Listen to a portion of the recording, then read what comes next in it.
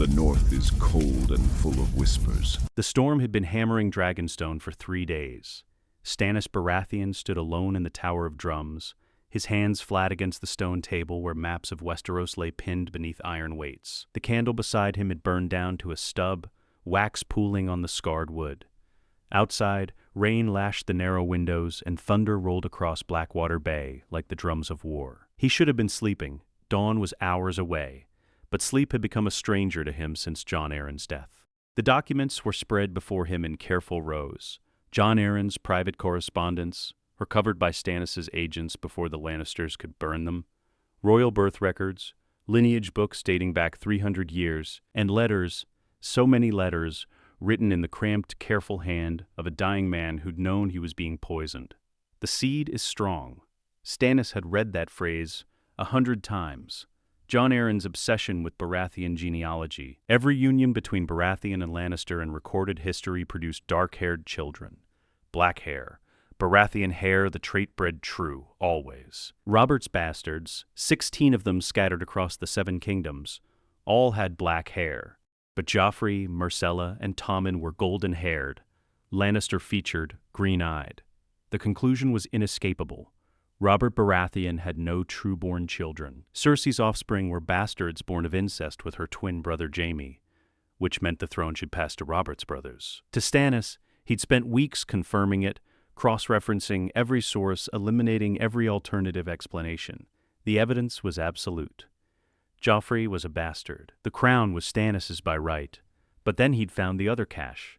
It had been hidden in Jon Arryn's solar, sealed in a wooden box behind a false panel. Stannis' men had nearly missed it. Inside, more letters, not in Jon Arryn's hand, but older, written on parchment that had yellowed with age, and a document, single page, blood-stained at one corner, that had made Stannis read it 3 times before he believed what he was seeing. A marriage certificate, Rhaegar Targaryen and Lyanna Stark, married in the sight of the 7, witnessed by a septon whose seal Stannis recognized from the histories. Legitimate, legal, binding. Stannis picked up the document now, holding it close to the candle. The ink was faded but legible. The seals were authentic. He'd verified them against samples in Dragonstone's library. This was real, which meant everything about Robert's rebellion was built on a lie. Not entirely a lie. Aerys Targaryen had been mad, had murdered Brandon and Rickard Stark, had demanded the heads of Robert and Ned from Jon Arryn. The rebellion had legitimate causes beyond Lyanna. But the spark that had ignited Robert's rage? Lyanna Stark hadn't been kidnapped. She'd gone willingly. She'd married Rhaegar in secret, before gods and men. That made her Rhaegar's lawful wife, not Robert's betrothed. And if Rhaegar and Lyanna were married, Stannis set the certificate down and picked up another letter. This one was from Maester Aemon at Castle Black, written to Jon Arryn years ago. The handwriting shook with age, but the words were clear. Lord Arryn, I write in confidence regarding a matter of great delicacy. You asked me about the boy at Winterfell, Eddard Stark's bastard. I can tell you only this. I knew Rhaegar well. He was my great-nephew, and I see him in that boy's face, though others see only the Stark features. The gray eyes are Stark, yes, but the bearing, the melancholy, that is pure Targaryen. I cannot say more. I am bound by oath and by love for a man who protected something precious. But you are clever, Lord Arryn. You will understand what I am not saying. Jon Snow, Stannis had never paid attention to the boy. Ned Stark's bastard, raised at Winterfell alongside the true-born children. Sent to the wall when he came of age. A common enough story. Except if Rhaegar and Lyanna were married, Jon Snow wasn't a bastard. He was Aegon Targaryen, 6th of his name, the legitimate son of the Crown Prince, the rightful heir to the Iron Throne. Stannis sat down heavily in the chair, his jaw clenched so tight his teeth ached. For weeks, since Jon Arryn's death, since Robert had ridden north to Winterfell, since the rot in King's Landing had begun to show, he'd been preparing to declare himself king when the moment came. He'd written the letters, prepared the proclamations, readied his fleet. The throne would be his when Robert died, or when the truth about Joffrey came to light. The throne was Stannis's by law. Except it wasn't. If Jon Snow was legitimate, if he was truly Rhaegar's son born of lawful marriage, then the throne belonged to him. The Targaryen dynasty had never been legally abolished, only defeated in battle. Robert's claim rested on conquest. and the assumption that all Targaryen heirs were dead. But one wasn't dead. The door opened. Davos Seaworth entered, his weathered face creased with concern. The former smuggler turned loyal advisor carried a tray with bread and salt fish, though Stannis hadn't eaten since yesterday. "Your Grace, you need to rest. You've been in this tower for— read this." Stannis shoved the marriage certificate across the table. Davos set the tray down and picked up the document. His eyes moved slowly across the words. His lips moved as he read. Then he set it down carefully, as if it might burn him. "Your Grace, this changes nothing. The Targaryens are done. Robert won the war. You've earned. Robert won." Stannis's voice was flat, hard, and Robert built his crown on a lie. A lie he loved Lyanna Stark. The whole realm knows.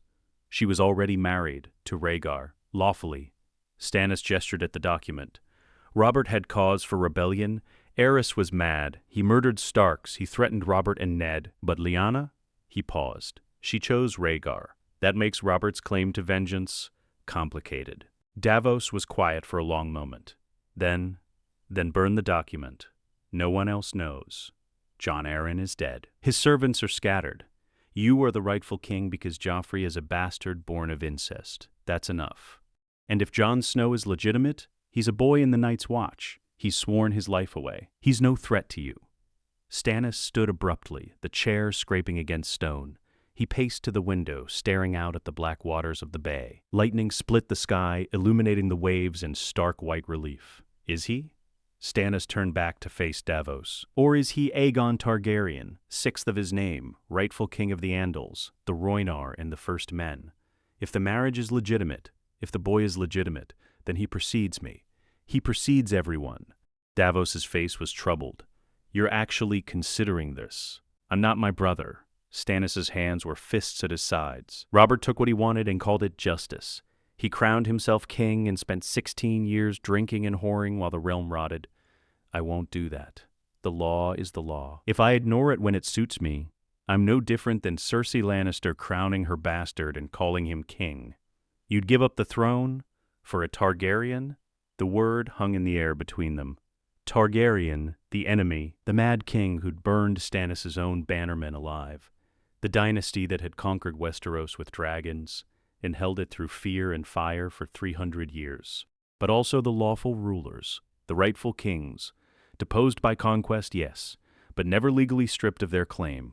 I'll give up what was never mine, Stannis said quietly. If Jon Snow is the rightful king, then supporting him is not treason, it's duty. The throne belongs to him by blood and law. Everything else is just theft. Davos's voice was gentle, the tone he used when he thought Stannis was making a mistake.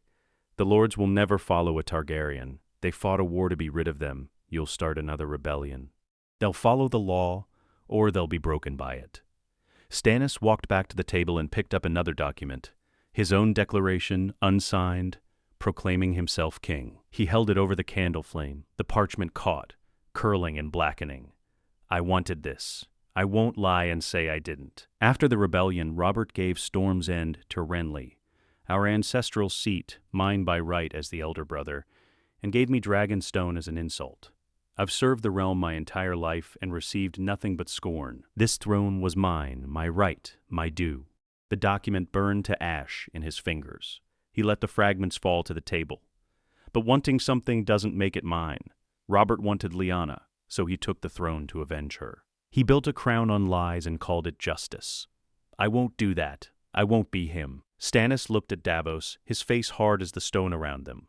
What is the throne worth if I must become Robert to sit it? A crown bought with lies is no different than Joffrey's crown bought with incest. I will not be a hypocrite. Davos was quiet for a long time. Thunder rolled outside. The candle flickered, throwing shadows across the walls of maps and documents and the ashes of Stannis' ambition. Finally, Davos spoke. What will you do? Stannis walked to the window again, looking north toward the mainland, toward the wall, toward a boy who didn't know he was a king. I'll do what Jon Arryn would have done if he'd lived. I'll find the truth. I'll verify it beyond any doubt, and then I'll crown the rightful king. He turned back to Davos, his expression set like iron. The law is the law. If Jon Snow is Aegon Targaryen, if he's the legitimate heir, then my duty is clear. I'll bend the knee to him. I'll serve him as hand.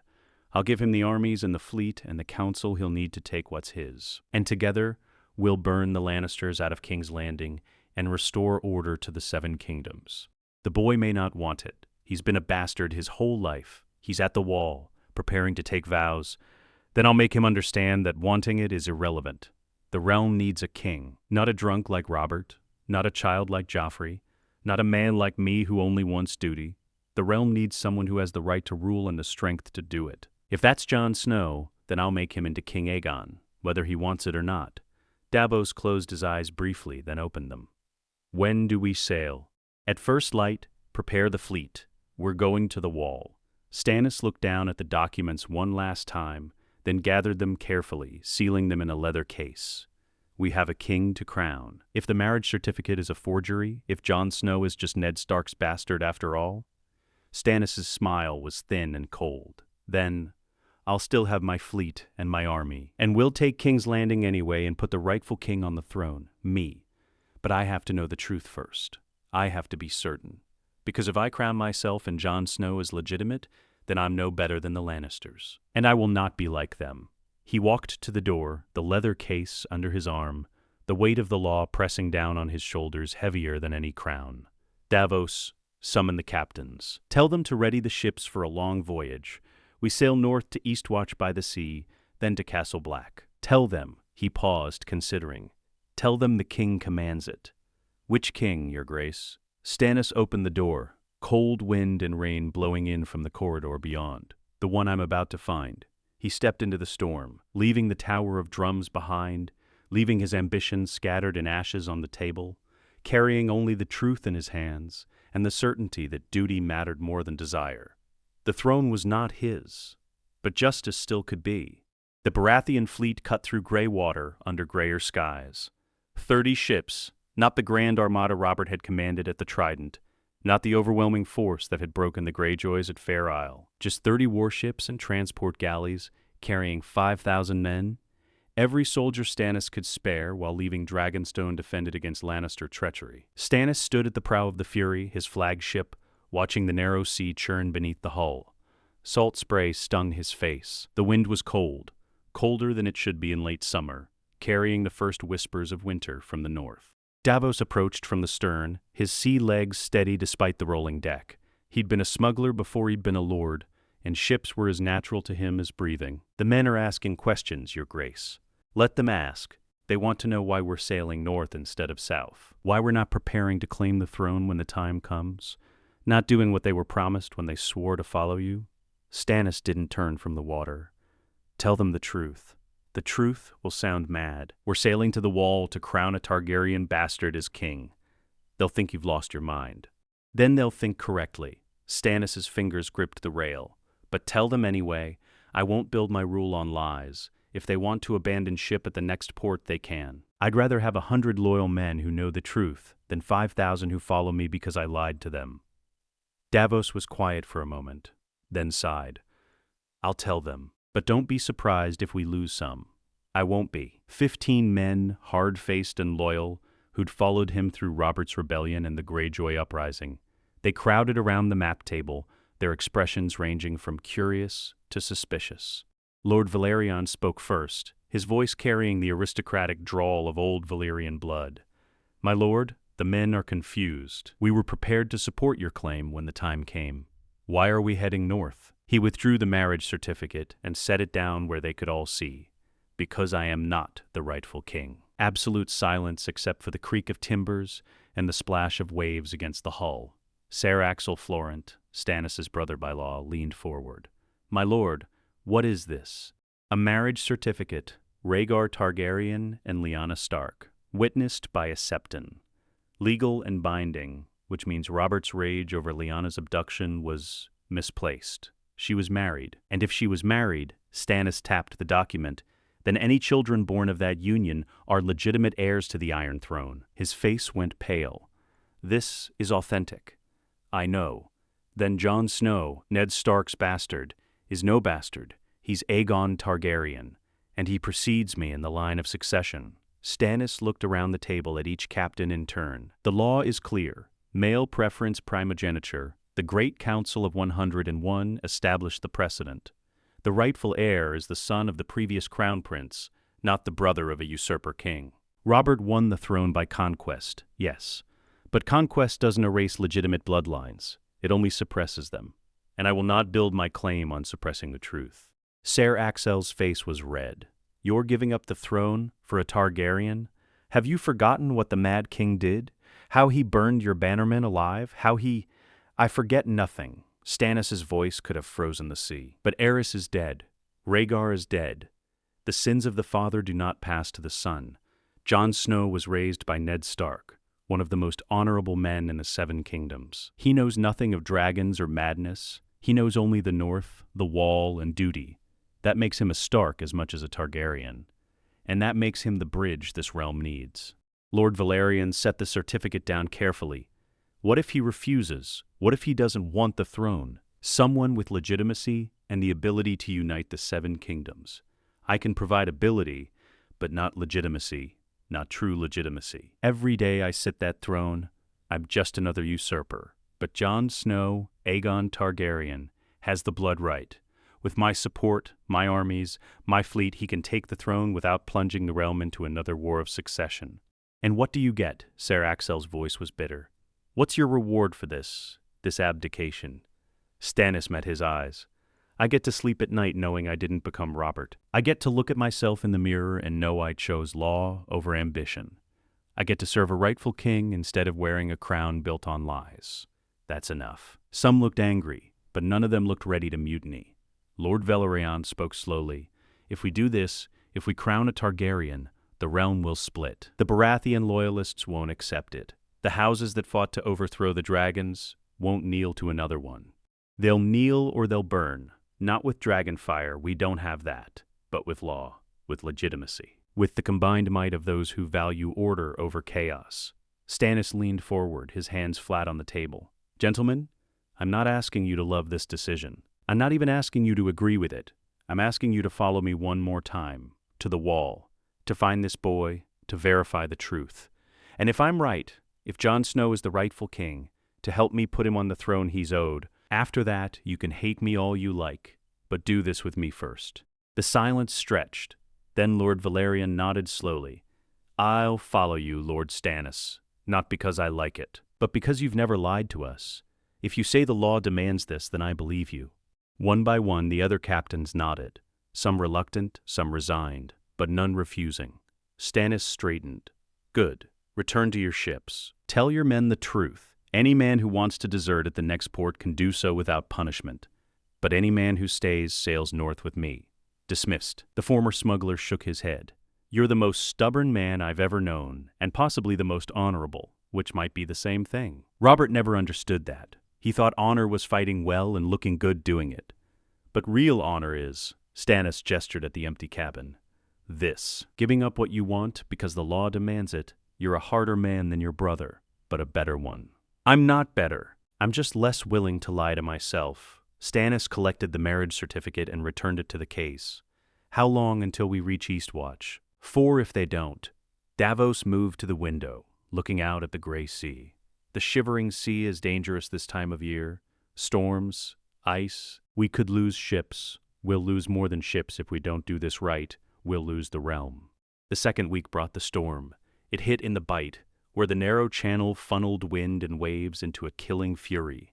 The sky turned black at midday. Rain fell in solid sheets, lightning split the darkness, and thunder shook the masts. Stannis stood on deck throughout, refusing to go below. Water poured over the rails, soaking him to the bone. Men clung to rigging and rails, their faces white with terror. A wave crashed over the bow, sweeping 3 men overboard. Their screams were lost in the roar of wind and water. Another wave struck, and the mainmast cracked with a sound like breaking bones. Davos fought his way across the deck, grabbing Stannis' arm. Your Grace, get below. This is madness. No, Stannis had to shout to be heard over the storm. If the gods want to stop me, they'll have to try harder than this. The storm raged for 2 days. When it finally broke, the fleet had scattered. 23 ships remained visible on the horizon. 7 were missing. Lost to the deep or blown off course, Stannis couldn't yet tell. Stannis stood at the rail, staring at the empty sea where his ships should have been. His face was gray with exhaustion, his hands raw from gripping the rigging, but he hadn't gone below, not once. Davos found him there at dawn. We've lost the Seahorse, the Wraith's Kiss, and the Lady Maria, confirmed to the deep. 4 more scattered. We're sending signals to rally them. The fleet is damaged but intact enough to continue. Send signals. Rally what we can. We continue north. We need to make repairs. We should put in at White Harbor. No, we're too close. Another week to Eastwatch. The ships that can sail will sail. The rest can catch up or turn back. You're not going to stop, are you? Even if we lose every ship, even if you arrive at the wall with nothing but a rowboat. I won't stop, because stopping means going back to Dragonstone and pretending I don't know the truth. It means preparing to crown myself and living with the knowledge that I stole a throne from its rightful owner. Stannis turned to face him. I can't do that, Davos. I can't be Robert. I can't spend the rest of my life drinking and pretending the lie is truth. I'd rather die honest than live as a usurper. The 3rd week brought ice. The shivering sea lived up to its name.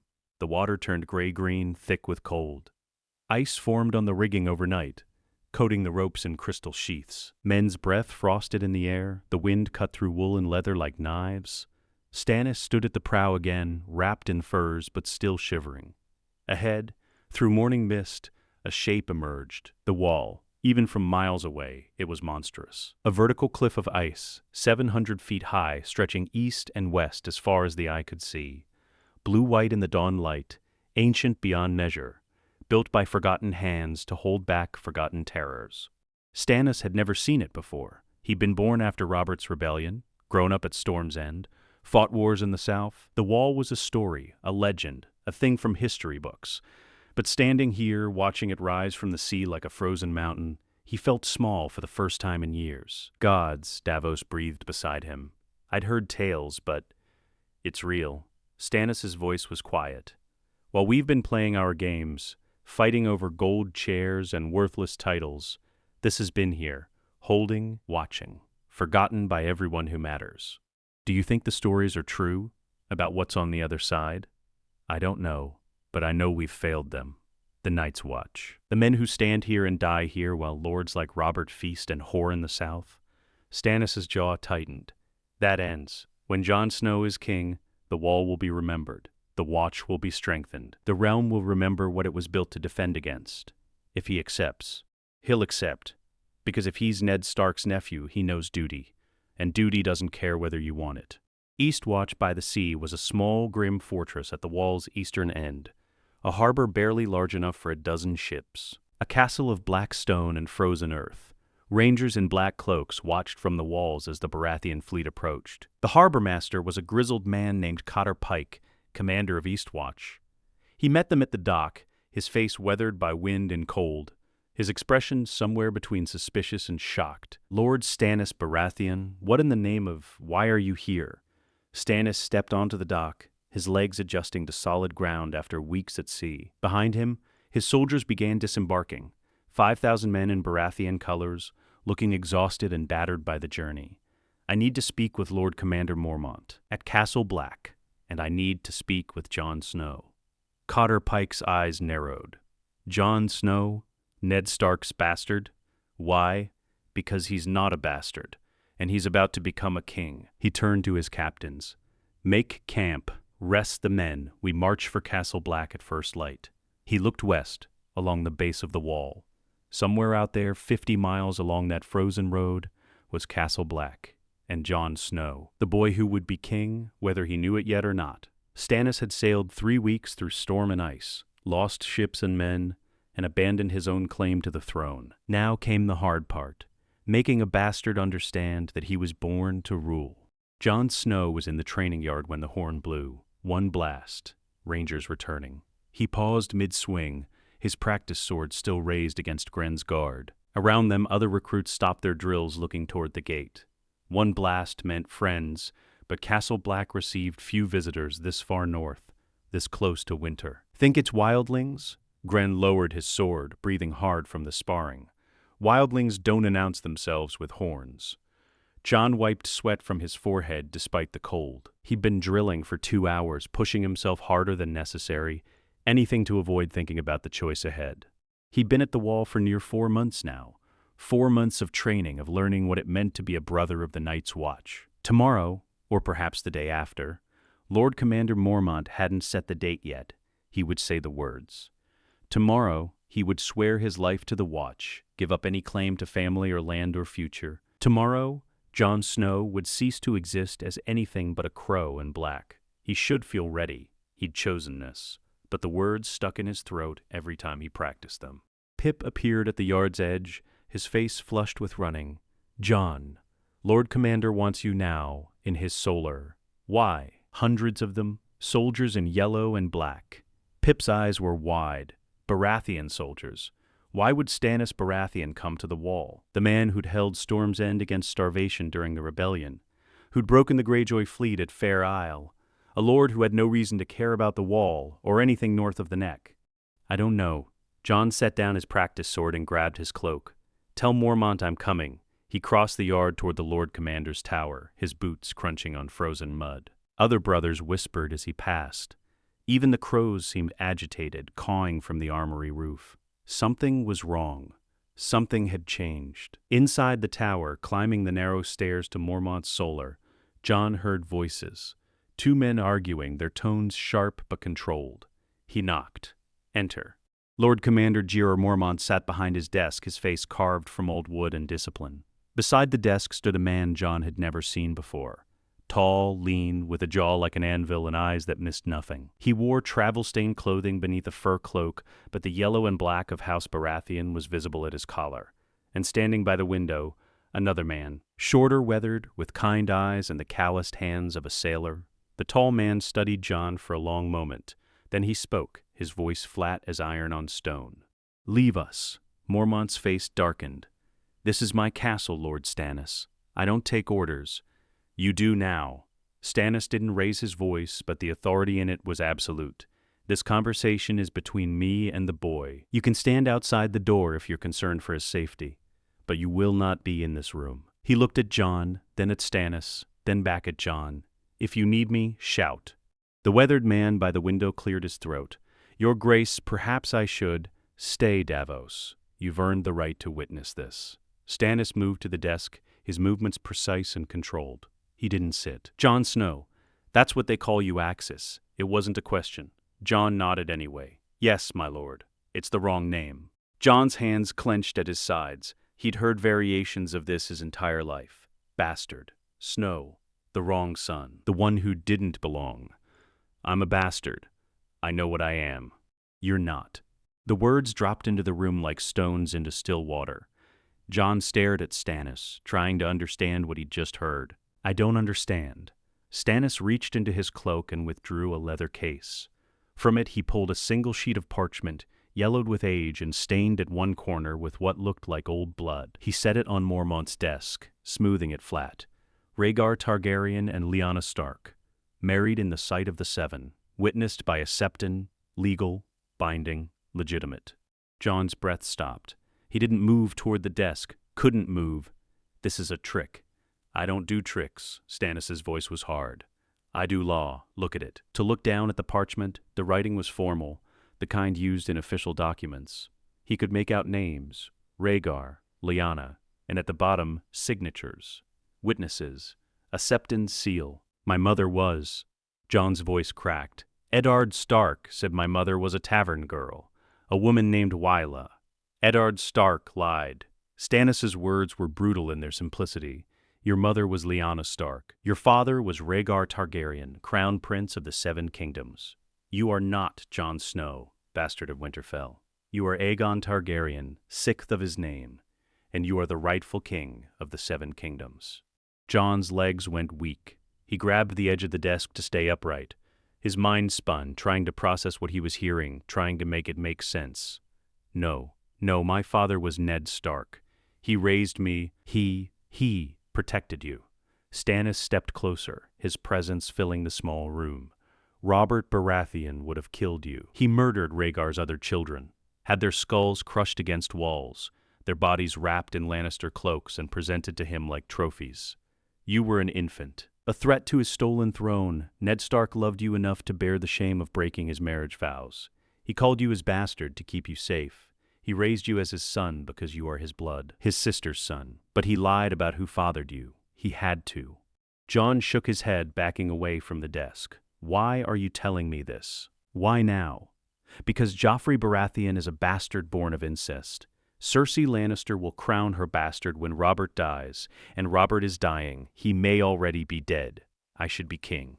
I am Robert's heir. Stannis' jaw tightened. Except I'm not, because you exist, and your claim precedes mine. The son of the crown prince comes before the brother of a usurper. That's law. That's the truth, and I will not build my crown on lies the way Robert did. Jon stared at this hard, unyielding man who claimed to be giving up a throne for the sake of law. It was insane. It couldn't be real. I don't want to be king. Neither do I. Stannis' voice was sharp. But I wanted to do my duty. My duty was to see the rightful king on the throne. That's you, not me. You. I'm preparing to join the Night's Watch. Jon seized on this, the one solid truth in a world that had suddenly turned to water beneath his feet. Soon I'll say the words. I'll give my life to the Watch. I can't. Have you said them? Jon stopped. Not yet, but soon. Then don't. Stannis moved around the desk, and Jon found himself backing toward the wall. The realm needs you. Your family needs you. Ned Stark is in danger. Robert rode to Winterfell, made him Hand of the King. By now he's in King's Landing, discovering the same truths Jon Arryn discovered. And Cersei Lannister will kill him for it, just as she killed Jon Arryn. Your brother Robb may already be calling the banners, but he can't win. Not against the Lannisters, not against Cersei and Tywin and all the gold in Casterly Rock. But a king could win. You could win. My brother, Jon's heart lurched. What's happened? Where's my father?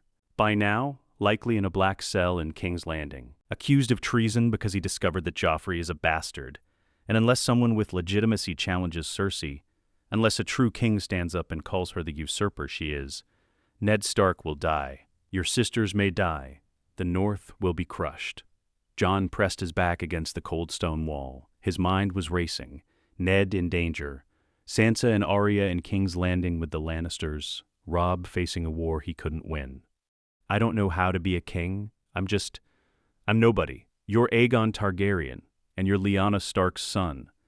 That makes you the bridge between ice and fire, between the old dynasty and the new. That makes you the one person in this realm who can unite the Seven Kingdoms without tearing them apart in another war. Stannis' voice was relentless. I have an army. 5,000 men who sailed 3 weeks through storm and ice to get here. I have a fleet. I have military experience and political knowledge. I'll be your hand. I'll command your armies. I'll teach you everything you need to know. But I need you to be the king. Because without you, I'm just another rebel. With you, we're the law. Jon's hands were shaking. He looked at the marriage certificate on the desk, at this proof that his entire life had been built on a lie. Not a cruel lie, a protective one. Ned Stark had loved him enough to sacrifice his own honor, and now Ned was going to die because of that love. If I say yes, Jon's voice was barely a whisper. What happens? We march south with every man we can rally. We take King's Landing. We remove the Lannisters. We put you on the Iron Throne, and then we prepare for the real war. The real war? Stannis' expression was grim. Winter is coming. The Night's Watch knows it. The Maesters deny it, the lords in their castles ignore it. But it's coming, and when it does, the Seven Kingdoms need to be united under a strong king. Not a drunk like Robert, not a child like Joffrey, not even a hard man like me. They need someone with the right to rule and the strength to do it. They need you. The door burst open. Mormont stood there, his face red. That's enough. Jon, you don't have to listen to this madness. You're a brother of the Night's Watch. You've made your choice. Jon looked at Mormont, then at Stannis, then at the marriage certificate.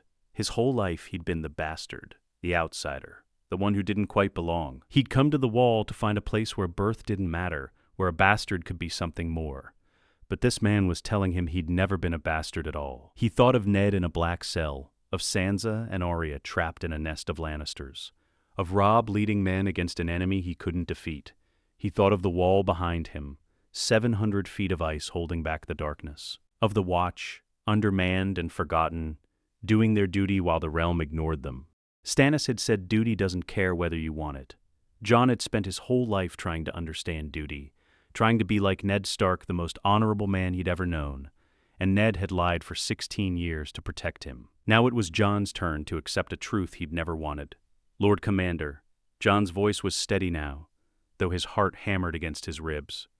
"I won't be saying the words, 'Don't throw your life away for—' I'm not throwing it away.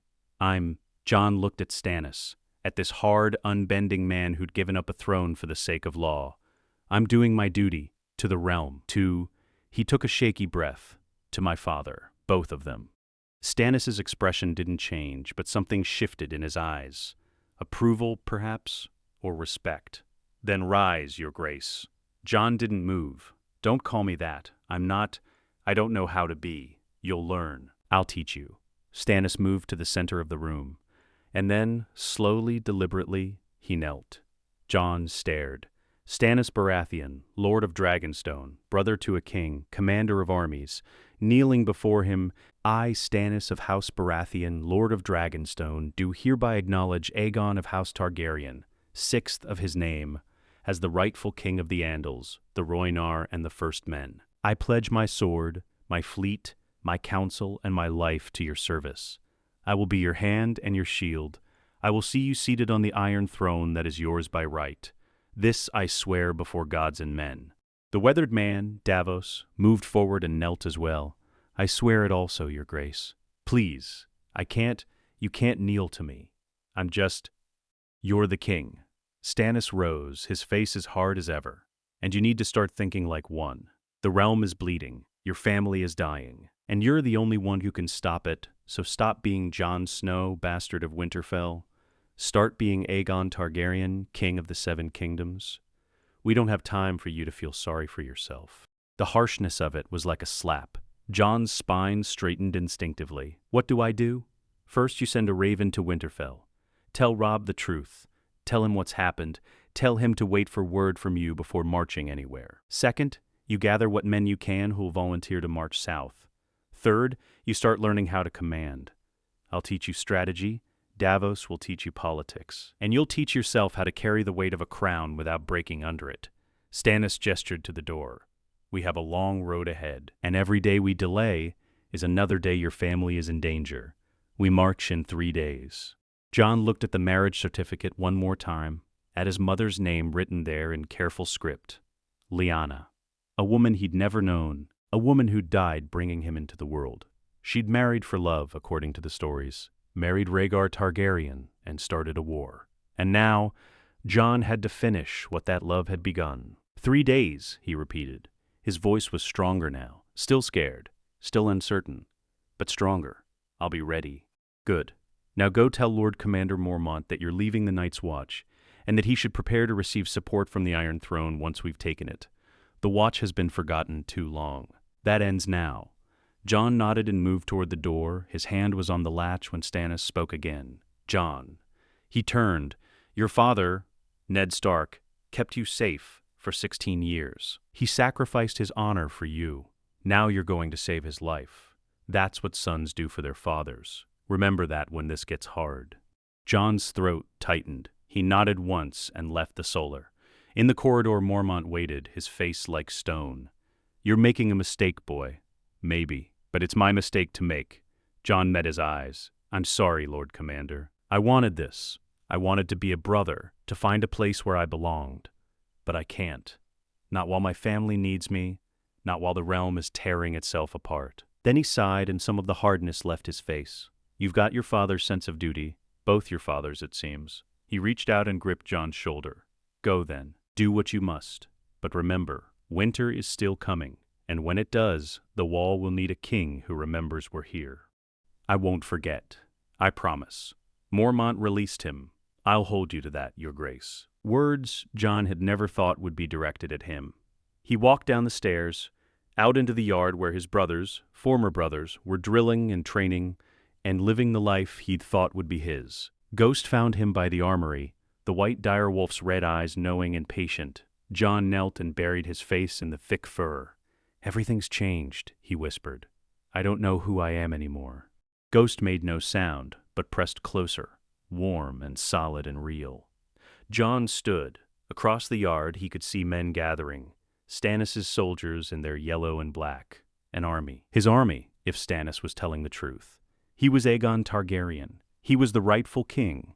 And in 3 days, the bastard of Winterfell would begin his march toward the Iron Throne. The War Council met in the common room of Castle Black's dining hall. Cleared of tables and benches to make space for maps, Stannis stood at the center, his hands flat on a chart of Westeros that someone had nailed to a makeshift table of crates and barrels.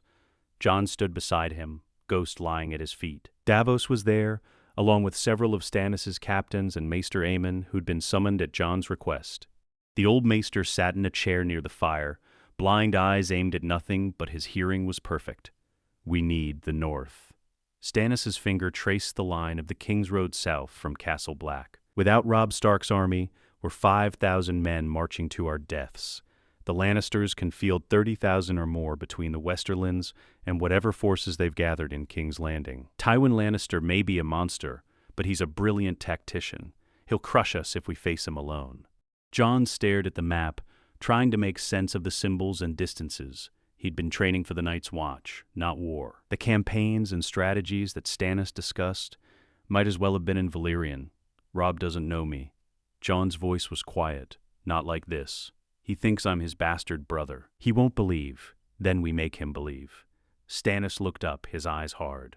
You'll write to him. Tell him the truth, and give him a choice. Acknowledge the rightful king and help save your father, or watch Ned Stark die in a Lannister dungeon.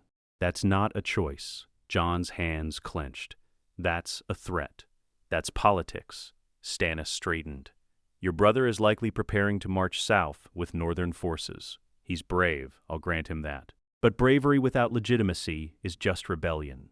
The moment he attacks King's Landing, he becomes a rebel lord trying to free a traitor. The crown will have every legal right to execute him and Ned both. But if he marches under your banner, if he fights for the rightful king, then he's not a rebel. He's a loyalist. Ned Stark isn't a traitor. He's a loyal hand who was imprisoned by usurpers. Everything changes. Maester Aemon spoke from his chair, his voice like old leather. Lord Stannis is correct. Robb Stark is young, but he's not a fool. If the choice is between hopeless rebellion and legitimate cause, he'll choose legitimacy, especially if it saves his father. He might not believe it. Jon looked at the maester. Would you? If I sent you a raven saying I was secretly a Targaryen, would you believe it? Aemon's wrinkled mouth curved into something that might have been a smile. If you sent such a raven, I would believe it immediately, because I've been watching you for months, Jon Snow, and I've seen my great-nephew in you. Rhaegar had that same melancholy, that same weight on his shoulders, as if he carried burdens no one else could see. I knew when you first arrived. I simply chose not to speak of it. Jon stared at the blind old man. You knew. I suspected. Now Lord Stannis has confirmed it. Aemon turned his head toward Jon as if he could see through the milky white of his eyes. I loved Rhaegar. He was the finest man I ever knew, and I see him in you. Not in your face, you have your mother's Stark features, but in your bearing, your sense of duty, your reluctance to claim what's yours. Rhaegar was the same. He never wanted the throne, but he understood that wanting it was irrelevant. Stannis gestured impatiently. The boy needs to write the letter. We're wasting time with philosophy. Jon moved to where parchment and quill had been laid out on a smaller table. He sat, staring at the blank page. What words could possibly convey this?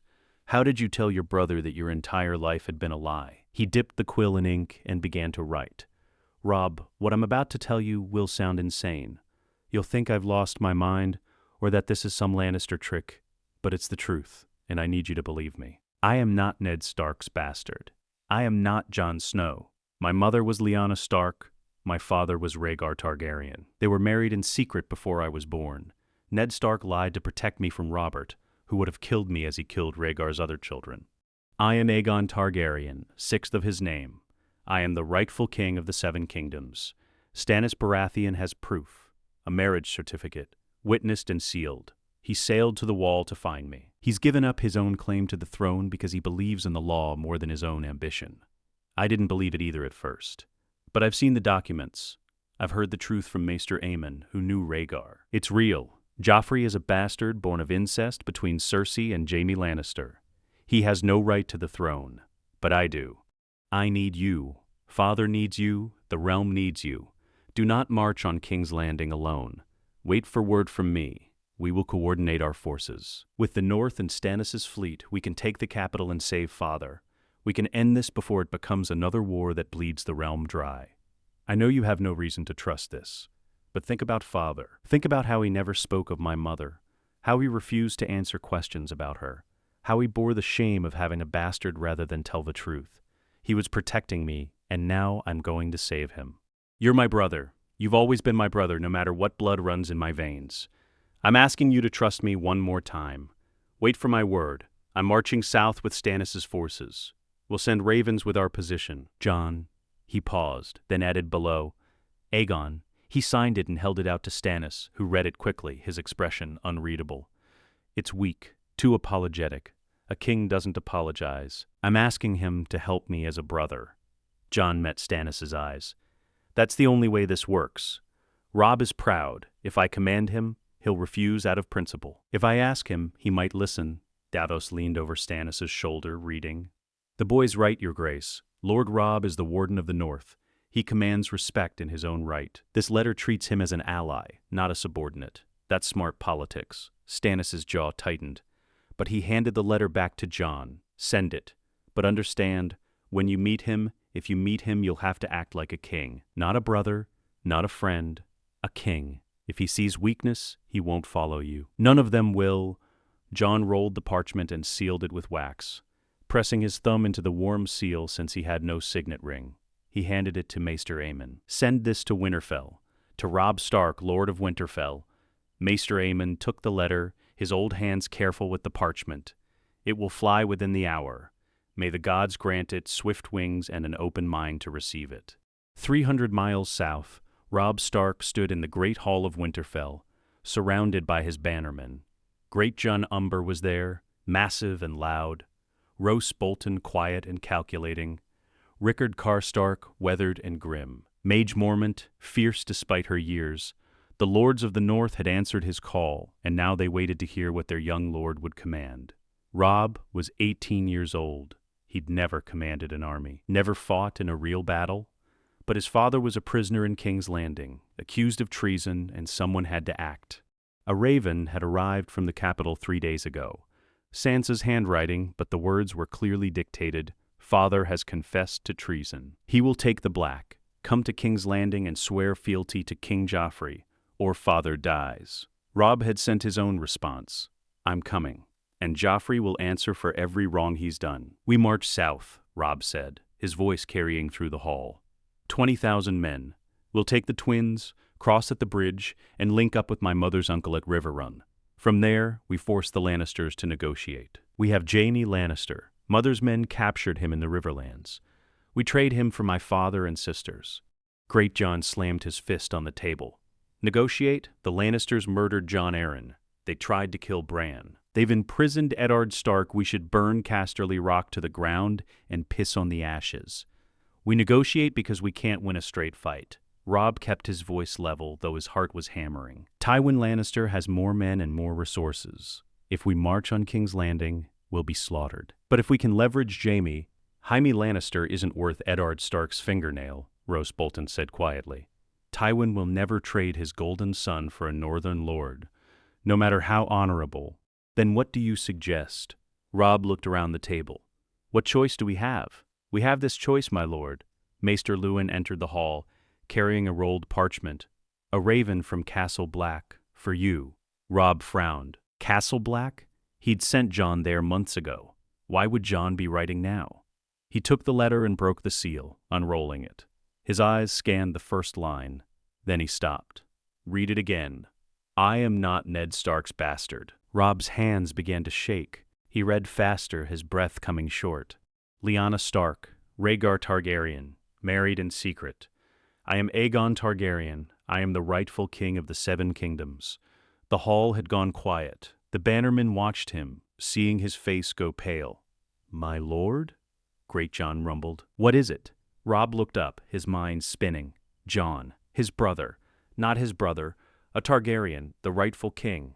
It was insane, but it also made a terrible kind of sense. He thought about Jon's face. The Stark features, yes, but something else too. Something that didn't quite match Ned Stark's broad northern build. Jon was leaner, taller. His eyes were gray, but the shape of them— he thought about how Ned had never, not once in 16 years, spoken of Jon's mother, how he'd refused to answer questions, how he'd borne the shame of having a bastard rather than tell the truth.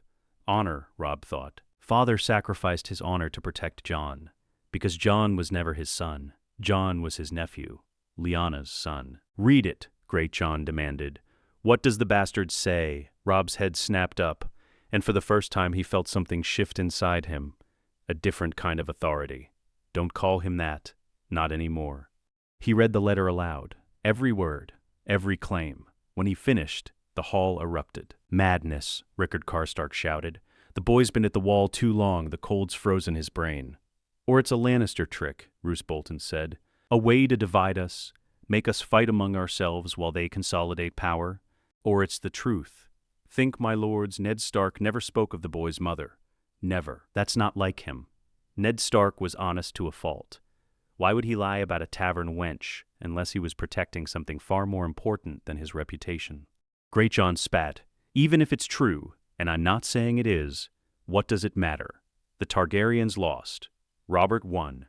The dragons are done. We don't fight for dragons. We fight for wolves. We fight for justice." Robb's voice cut through the noise.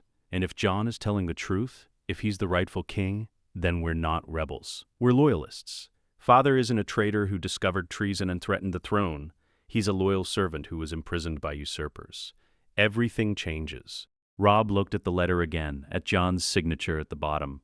Jon, and below it, Aegon, his brother. But still, the boy who'd trained with him in the yard, who'd sat with him at feasts, who'd been his closest friend before the wall took him away.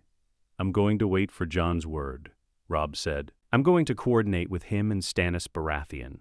And if his proof is real, if my brother truly is the rightful king, then I'm going to support his claim."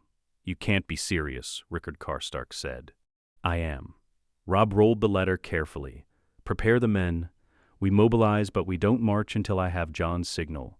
Anyone who doesn't want to follow me can stay here and wait for winter. But I'm going to save my father, and if that means supporting a Targaryen king, then that's what I'll do." Great Jon stared at him.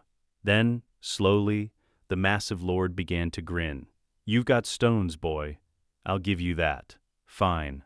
We wait for your brother's word, but if this Jon Snow bastard king, whatever he is, if he's lying, I'll kill him myself. If he's lying, I'll help you." Robb looked around the table. "But he's not lying. I know Jon. He wouldn't claim this unless it was true. And if it is true," he took a breath, "then the North follows its rightful king, just like we always have."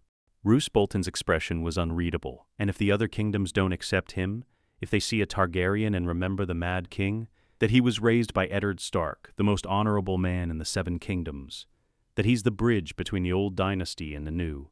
Robb's voice was firm. "The realm is bleeding, it needs a king who can unite it. Jon can do that, I believe it." Maester Luwin cleared his throat. "My lord, shall I send a raven back to Castle Black?" Robb nodded. "Tell him the North awaits his command. Tell him—" he paused. "Tell him his brother believes him." As the maester hurried away, Robb looked at his bannermen. Some looked convinced, some looked skeptical, but all of them were preparing to follow. The pieces were moving.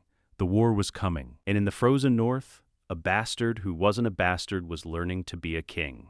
The combined host departed Castle Black on the fourth day.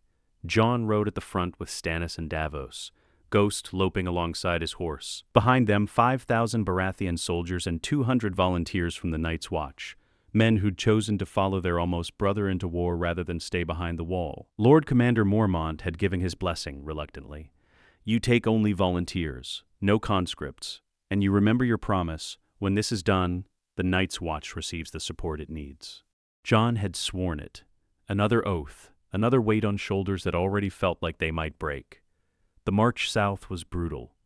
Late autumn had given way to early winter, and snow fell almost daily. The King's Road was frozen mud and ice, supply wagons bogged down, men fell sick from the cold. Every mile was a battle against the weather, and every mile Stannis drilled Jon relentlessly. "Formation," Stannis barked on the third day, riding beside Jon's horse. "Your vanguard encounters enemy scouts. What do you do?" Jon's mind raced.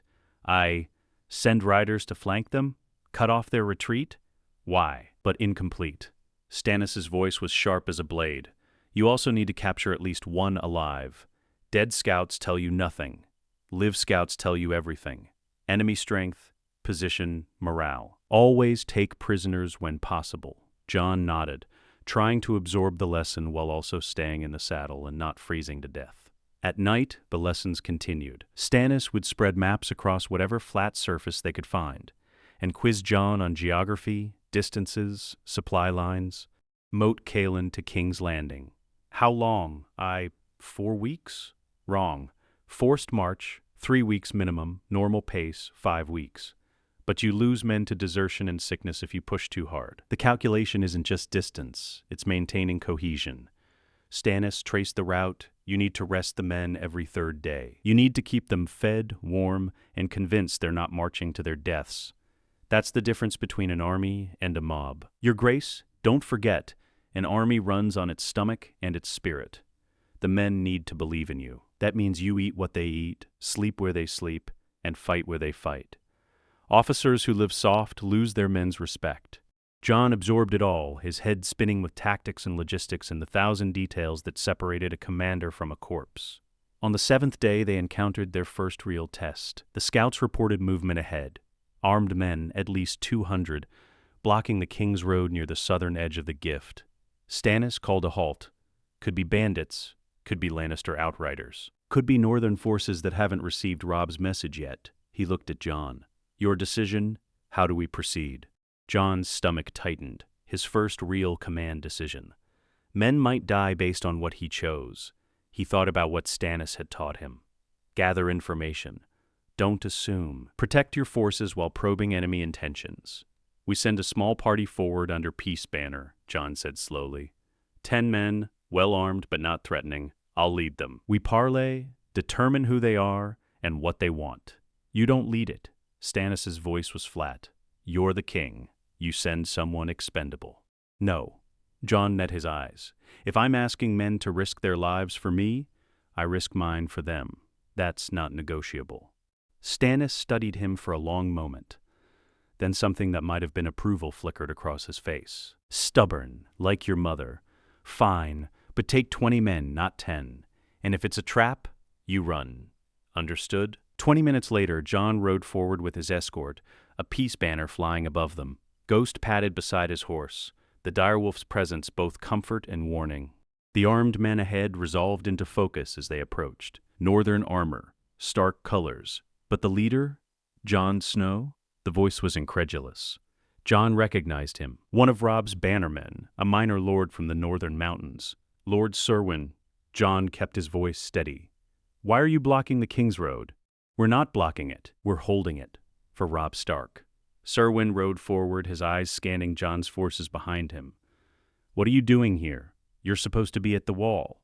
And who are those men in Baratheon colors? It's complicated. Jon dismounted, gesturing for Serwyn to do the same. Did you receive a message from Robb? About me? A raven saying you'd claim to be the rightful king. Saying you were Rhaegar Targaryen's son. We thought it was madness. Or a Lannister trick. It's not a trick. Jon pulled the marriage certificate from his saddlebag. Stannis had given him a copy to carry. Read this. Serwyn took the document, his eyes moving slowly across the parchment. His face went pale. Gods, he breathed. This is real. Verified by Maester Aemon. Witnessed by Stannis Baratheon, who's given up his own claim because the law demands it. Jon stepped closer. I know it sounds insane. I didn't believe it either. But it's true. And I'm marching south to save Ned Stark and take the throne that's mine by right. Is Robb with me or against me? Robb sent us to secure this section of the King's Road, to make sure you had safe passage south. He's gathering the full northern host at Moat Cailin, 20,000 men, waiting for you. Jon's breath caught. He believes me. He believes you, and he's convinced the other northern lords to follow. Serwyn stood. Your Grace, the north is yours. We march for King Aegon. Behind Jon, Stannis had ridden forward. How long until we reach Moat Cailin? 3 days at your current pace, my lord. Then we'll be there in 2. Stannis turned his horse. Break camp. We march in 1 hour. The king has an army waiting. Moat Cailin was a ruin. 3 crumbling towers rose from swampland, the ancient fortress of the first men reduced to broken stone and stagnant water. Moss covered the walls. The causeway leading to the main gate was half submerged in murky pools, but it was defensible, and more importantly, it was neutral ground, the crossroads between the north and the rest of Westeros. Jon stood atop the tallest tower, watching two armies approach from different directions. From the north, Stannis' host, 5,000 men in Baratheon yellow and black, marching in disciplined columns. They'd left Castle Black nearly 4 weeks ago, and every mile had been a lesson in command. From the south, Robb's army, even from this distance Jon could see the sheer size of it. 20,000 men, maybe more. The wolf banners of House Stark flew alongside dozens of other northern sigils. Umber, Bolton, Karstark, Mormont. The army spread across the landscape like a gray tide. Jon's hands gripped the crumbling stone of the parapet. In moments, he would face his brother, the boy he'd grown up with. The boy who'd been groomed to be a lord while Jon had been groomed to be nothing. Now Jon was supposed to be a king, and Robb was supposed to kneel. "You look like you're going to vomit." Stannis appeared beside him, his face impassive as always. "Don't. Kings don't vomit in front of their subjects. He's my brother." Jon didn't take his eyes off the approaching armies. "What if he doesn't accept this? What if he thinks I'm mad? Then you show him the marriage certificate. You let Maester Aemon confirm it. He came south with us for precisely this reason. And if Robb still doesn't believe it, you remind him that his father is rotting in a dungeon and you're his best chance to save him." Stannis' voice was flat. "Sentiment is useful, but leverage is better. That's not how I want to do this. I don't care how you want to do it. I care whether you succeed." Stannis turned to face him fully. "Listen to me. Your brother is 18 years old. He's never commanded an army before this. He's leading 20,000 men into a war he doesn't fully understand because he's desperate and angry and terrified. He needs someone stronger than him to follow. If you show weakness, if you act like the bastard boy begging for acceptance, he won't respect you. None of them will." Jon's jaw tightened. "I'm not going to pretend to be something I'm not. You're not pretending you are Aegon Targaryen. You are the rightful king. Accept it. Own it, or get out of my way and let me find someone who will." Stannis' eyes were hard as iron. "I gave up my throne for you. Don't make me regret it." Before Jon could respond, Davos called up from below. "Your Grace, Lord Robb's outriders are requesting parley. They want to meet in the main hall." He simply turned and descended the stairs, his boots echoing on worn stone. Jon stood alone for a moment longer, staring at the armies. Then he followed. The main hall of Moat Cailin was barely a hall at all. 4 walls and a roof that leaked when it rained. The floor was dirt mixed with ancient stone. A single table had been erected in the center, rough-hewn planks set on barrels. Jon entered from the north door with Stannis, Davos, and 4 guards. Ghost padded beside him, the white direwolf's presence both comfort and warning. Robb entered from the south with his own escort, Great Jon Umber. Towering and intimidating, Roose Bolton, whose eyes missed nothing, Lady Catelyn, her face drawn with worry, and Theon Greyjoy, wearing a smirk that Jon wanted to knock off his face. The two groups stopped on opposite sides of the table. For a long moment, Jon and Robb simply stared at each other. Robb looked older, harder. He wore armor now, not the comfortable clothes of Winterfell. His face was lean from weeks of preparation and marching, and his eyes held something Jon had never seen before. The weight of command. But he was still Robb, still the boy who'd trained with Jon in the yard, who'd laughed at Theon's terrible jokes, who'd been more brother than lord.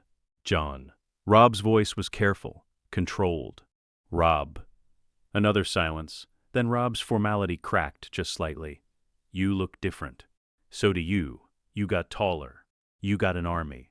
Robb almost smiled. Then the moment passed, and his face hardened again. "Is it true? What you wrote in the letter?" He thought about all the lessons from the past weeks, about authority and command, and the difference between asking and demanding. "Yes, it's true. Prove it." He opened it and withdrew the marriage certificate, setting it where both sides could see. Rhaegar Targaryen and Lyanna Stark, married in the sight of the Seven, witnessed and sealed. Legal, binding. This document was recovered from Jon Arryn's private papers after his death. He'd been investigating it when he was murdered. Lady Catelyn leaned in beside him, her face unreadable.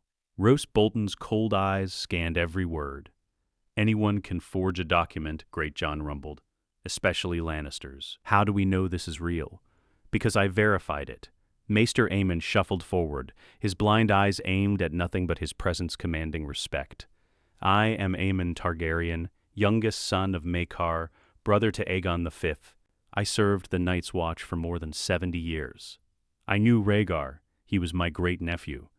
And I knew the septon whose seal is on that document. The signatures are authentic. The marriage was real, which means the young man standing before you is Aegon Targaryen, legitimate son of the Crown Prince, rightful heir to the Iron Throne. Catelyn's voice was tight. Even if the marriage was real, Jon Snow was raised a bastard. He has no training, no experience. He was raised in secret to protect him from Robert's wrath, Stannis interrupted. Ned Stark lied to save his nephew's life. Would you have preferred he tell the truth and watch Robert murder an infant? Catelyn's face went pale, but she didn't respond. Rob's fingers traced the edge of the document. Why now? Why reveal this now after 16 years? Because Joffrey is a bastard born of incest, Stannis said bluntly. Robert has no true-born children. Cersei's offspring are the product of her adultery with Jaime Lannister. Jon Arryn discovered this. That's why he was murdered. That's why Ned Stark is imprisoned. He discovered the same truth. The succession is unclear. I could have claimed the throne for myself. Robert's crown passes to his brothers. But Jon Snow's claim is stronger. The son of the Crown Prince precedes the brother of a usurper. That's law. That's precedent. That's truth. And you're just giving it up? Theon's voice was mocking. Out of the goodness of your heart, I'm giving up what was never mine. Stannis' stare could have frozen the narrow sea. Robert built his throne on lies and conquest. I won't do the same. The law is the law. Jon Snow is Aegon Targaryen. He's the rightful king. Everything else is theft. Do you believe it? Do you believe you're the king? Jon wanted to say no. Wanted to say he was still just a bastard who'd gotten lucky, that this was all some terrible mistake. But he thought of Ned in that dungeon, of Sansa and Arya trapped in King's Landing, of the realm tearing itself apart while the Lannisters consolidated power. I didn't want to believe it, Jon said carefully. I wanted to take my vows and spend my life at the Wall. But Stannis showed me the proof. Maester Aemon confirmed it. And when I thought about Father, about how he never spoke of my mother, how he carried that shame for 16 years, it made sense. He was protecting me. And now I have to honor that protection by doing what he couldn't, taking the throne from the people who've imprisoned him. Father's not dead yet, Robb said sharply. He will be if we don't act fast.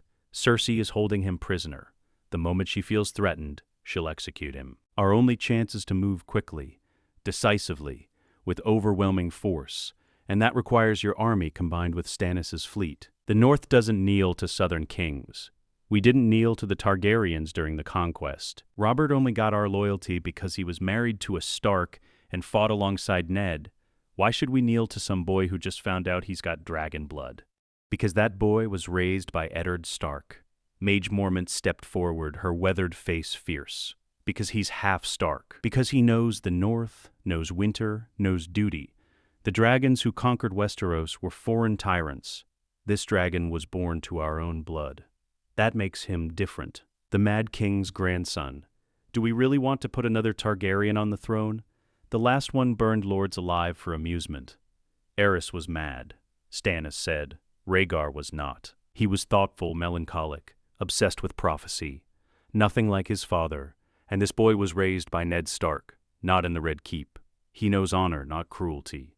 Robb was still staring at Jon, his expression torn. If I do this, if the North acknowledges you as king, what happens? What do you want from us? The moment where he either became a king or remained a bastard begging for help. I want your army, he said, forcing his voice to stay steady. I want the North to march south with me. We'll take King's Landing together, Stannis by sea, you and I by land. We'll remove the Lannisters, rescue Father, put the realm back under lawful rule, and then, he paused, then we prepare for winter. Because it's coming, Robb, the Night's Watch knows it. The Maesters deny it, but winter is coming, and the Seven Kingdoms need to be united when it arrives. And what do I get? Robb's voice was hard. What does the North get for bending the knee to a Targaryen? Justice for Ned Stark. Safety for our sisters, an end to this war before it destroys the North. Jon met his brother's eyes, and a king who remembers where he came from, who won't forget the North the way Robert did. I'll make you Warden of the North in truth, not just name. I'll strengthen the Night's Watch. I'll make sure winter doesn't catch us unprepared." "Pretty words," Theon muttered. "They're true words." Jon's voice sharpened. "I didn't ask for this. I didn't want it. But it's mine, and I'm going to use it to save our family. That's all that matters to me. Not thrones, not crowns. Family." Robb's expression softened slightly at that. Then he looked at Stannis. "And you? What's your role in this?" "I'll command his armies. I'll teach him what he needs to know to rule." Stannis's face was granite. "I gave up my crown for this boy. I won't let him fail." "How do we know you won't use him? A young, inexperienced king, easily manipulated by a seasoned commander who gave up his throne so conveniently. Because if I wanted power, I'd have taken the throne myself and dared anyone to stop me." Stannis's voice was ice. "I have a fleet. I have an army. I have the legal right as Robert's heir. But I'm here, offering everything I have to support a Targaryen boy. Because the law demands it. If you can't see the difference between that and manipulation, you're blinder than Maester Aemon." Robb's hands were fists on the table. Jon could see the struggle in his face, duty warring with caution, loyalty fighting skepticism. Finally, Robb spoke. "I need to talk to Jon. Alone." Stannis' jaw tightened, but Davos touched his arm.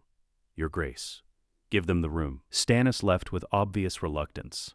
The Northern Lords filed out, Great Jon muttering under his breath. Caitlin looked like she wanted to protest, but Robb's glance sent her away. When the door closed, only Jon and Robb remained, and Ghost, lying in the corner. Robb walked around the table until he stood directly in front of Jon. They were the same height now, the same age, nearly, but everything else had changed. "Is it really you?" Robb's voice was barely above a whisper. "Or did they do something to you at the wall, turn you into someone else? I'm also something else now. I don't know how to be both. Neither do I." Robb's face was drawn. "You're my brother, Jon. You've always been my brother. We trained together, ate together, grew up together, and now you're telling me you're the rightful king and I'm supposed to kneel to you. I don't want you to kneel. I want you to help me save Father." "Don't." Robb's voice cracked. "Don't make this about Father.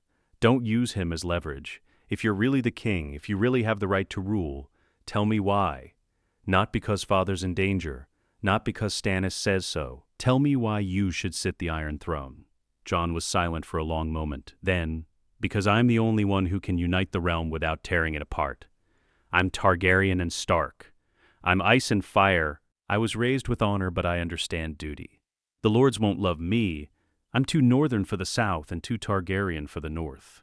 But they'll accept me because I'm the legal heir, and acceptance is enough to stop another war." Robb studied him. "You've been talking to Stannis too much. You sound like him.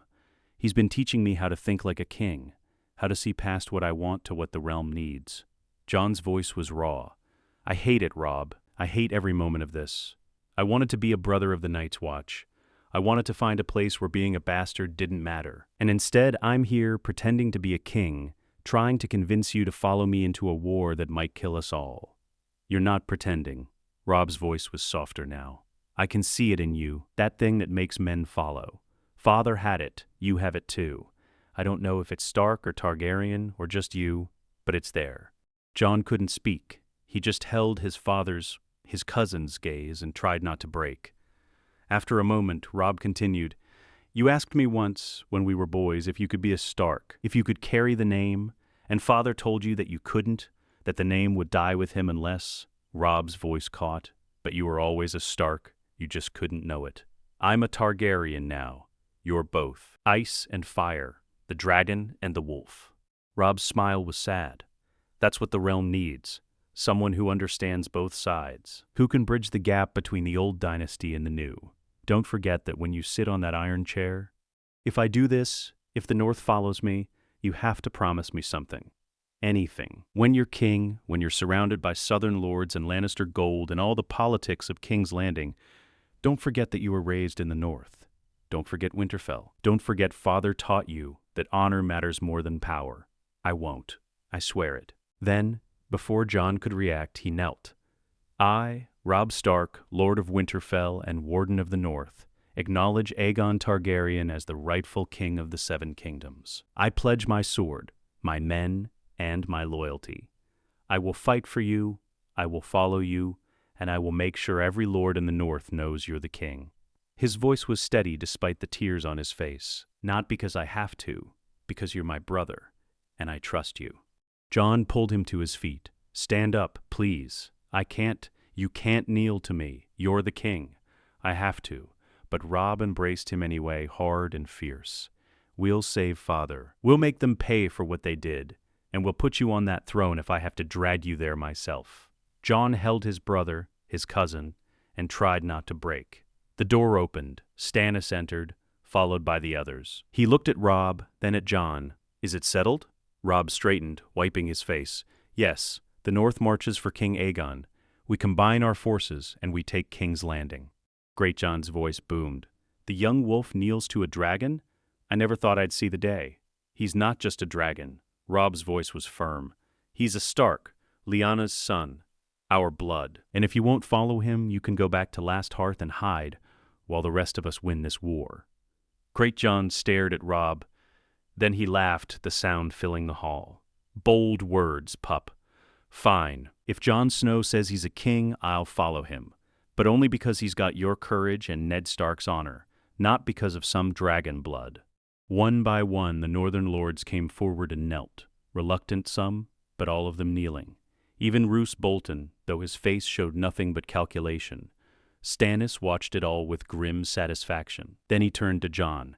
"You have your army. Now learn how to use it." Jon looked at the assembled lords, at Robb standing beside him, at Ghost waiting in the corner. 25,000 men, 2 armies united under one banner, and 1,000 miles until they reached King's Landing. 1,000 miles to learn how to be a king. Or die trying. The combined host marched south along the King's Road, a river of steel and banners stretching for miles. Jon rode at the front with Stannis and Robb, Ghost loping alongside his horse. Behind them, 25,000 men moved in columns, Northerners in gray and brown, Baratheon soldiers in yellow and black. The army was too large for comfort, too unwieldy for speed. Supply wagons clogged the road. Arguments broke out between northern and southern soldiers who didn't trust each other. "This is chaos," Jon said, watching 2 groups of soldiers nearly come to blows over a campfire spot. "How are we supposed to fight the Lannisters when we can't even march without fighting ourselves? You make them fear you more than they hate each other."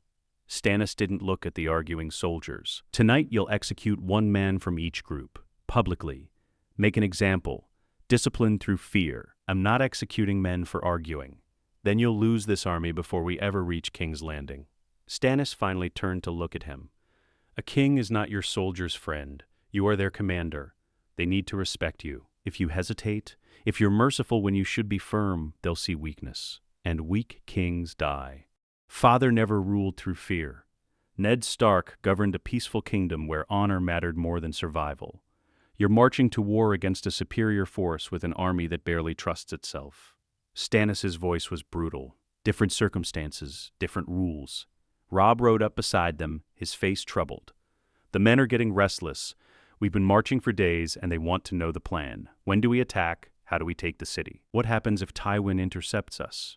Jon looked between them, feeling the weight of their expectation. He had no answers. He'd never studied warfare beyond basic swordplay. He didn't know how to siege a city or coordinate armies, or a king doesn't need to know everything. He needs to know who to trust. You have me for strategy, you have Robb for the northern forces, you have Davos for counsel. Use us. Don't try to command everything yourself. Then what do?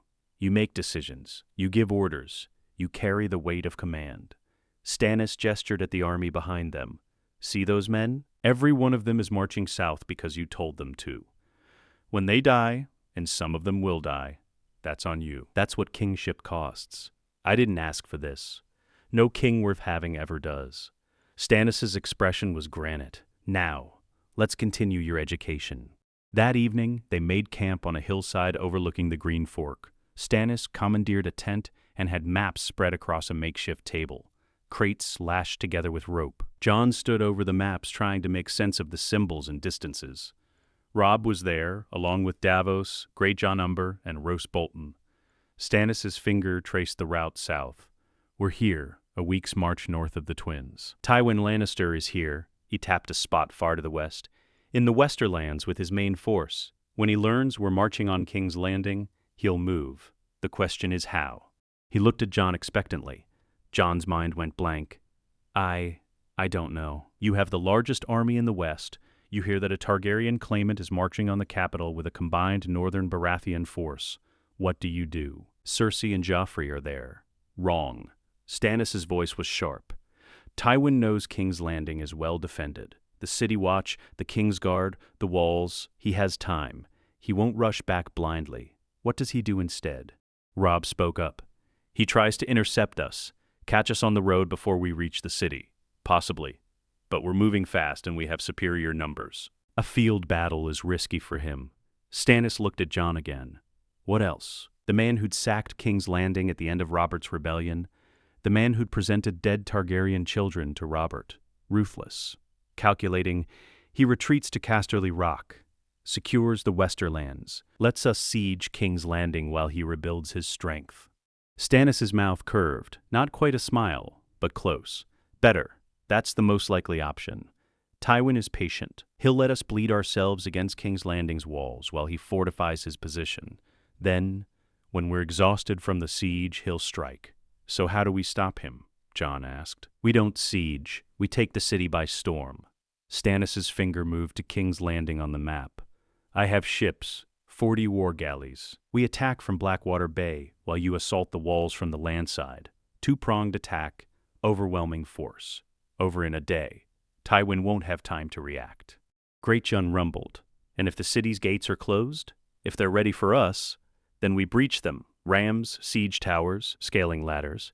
It'll be bloody, but it'll be fast. Stannis looked at Jon. You'll need to lead the assault. First over the walls. Jon's stomach dropped. I've never fought in a real battle. Then you'll learn. Quickly. Stannis straightened. Kings don't hide in command tents. They fight. They bleed. They show their men they're worth dying for. If you stay back, they'll call you a coward. You'll lose them. Father always said a lord who asks men to die for him should be willing to die with them. Jon nodded, though fear sat heavy in his chest. What else? Formations, supply lines, the importance of scouts, how to read terrain, when to advance, when to retreat, when to stand and fight. Jon's head swam with information. Roose Bolton occasionally interjected with quiet observations about enemy movements. Greatjon complained about overly complicated strategies when a good charge solves most problems. Davos offered practical advice about keeping soldiers fed and rested. By the time Stannis dismissed them, Jon's brain felt like it would crack. Robb walked with him back to his tent. He's hard on you. He's preparing me to not get everyone killed. Are you ready for this? For what's coming? Jon looked at his brother-cousin in the firelight from nearby campfires. No, but I don't have a choice. There's always a choice. Robb's voice was gentle. You could walk away. Let Stannis command. Let someone else be king. And let father die? Let the Lannisters win. Jon shook his head. No. I made my decision at Castle Black. I'm seeing it through. Robb gripped his shoulder. Then I'm with you. Whatever happens. The second lesson came the next day during a halt for midday rest. Stannis found Jon practicing sword forms with Ghost watching nearby. You fight like a northerner. Heavy strikes, power over speed. That's how I was trained. It's inadequate. Stannis drew his own sword, a plain, functional blade with no ornamentation. The men you'll face in King's Landing are knights, trained in tourney combat, fast, technical fighters. You'll need to be faster. Stannis was relentless, his blade moving with precision Jon couldn't match. Every time Jon tried a power strike, Stannis sidestepped and countered. Every time Jon overcommitted, Stannis punished him for it. A king fights not just with his sword, but with his mind, Stannis said after disarming Jon for the third time. Every move must be deliberate. Every strike must serve a purpose. Wasted energy is death. Jon picked up his sword, breathing hard. How do I get faster? Practice. And stop thinking like a boy from Winterfell. You're not fighting in a practice yard anymore. You're fighting for your life, for the throne, for everything. The moment you forget that, you're dead. They continued until Jon could barely lift his arm. Stannis finally called a halt, his face showing no sign of exertion despite the hour of combat. Better still slow, but better. He sheathed his sword. Tomorrow we drill again. And the day after. Every day until you can hold your own against a knight. I'll never be as good as you. You don't need to be. You just need to not die stupidly. Stannis turned to leave, then paused. Your father, Rhaegar, was a skilled fighter.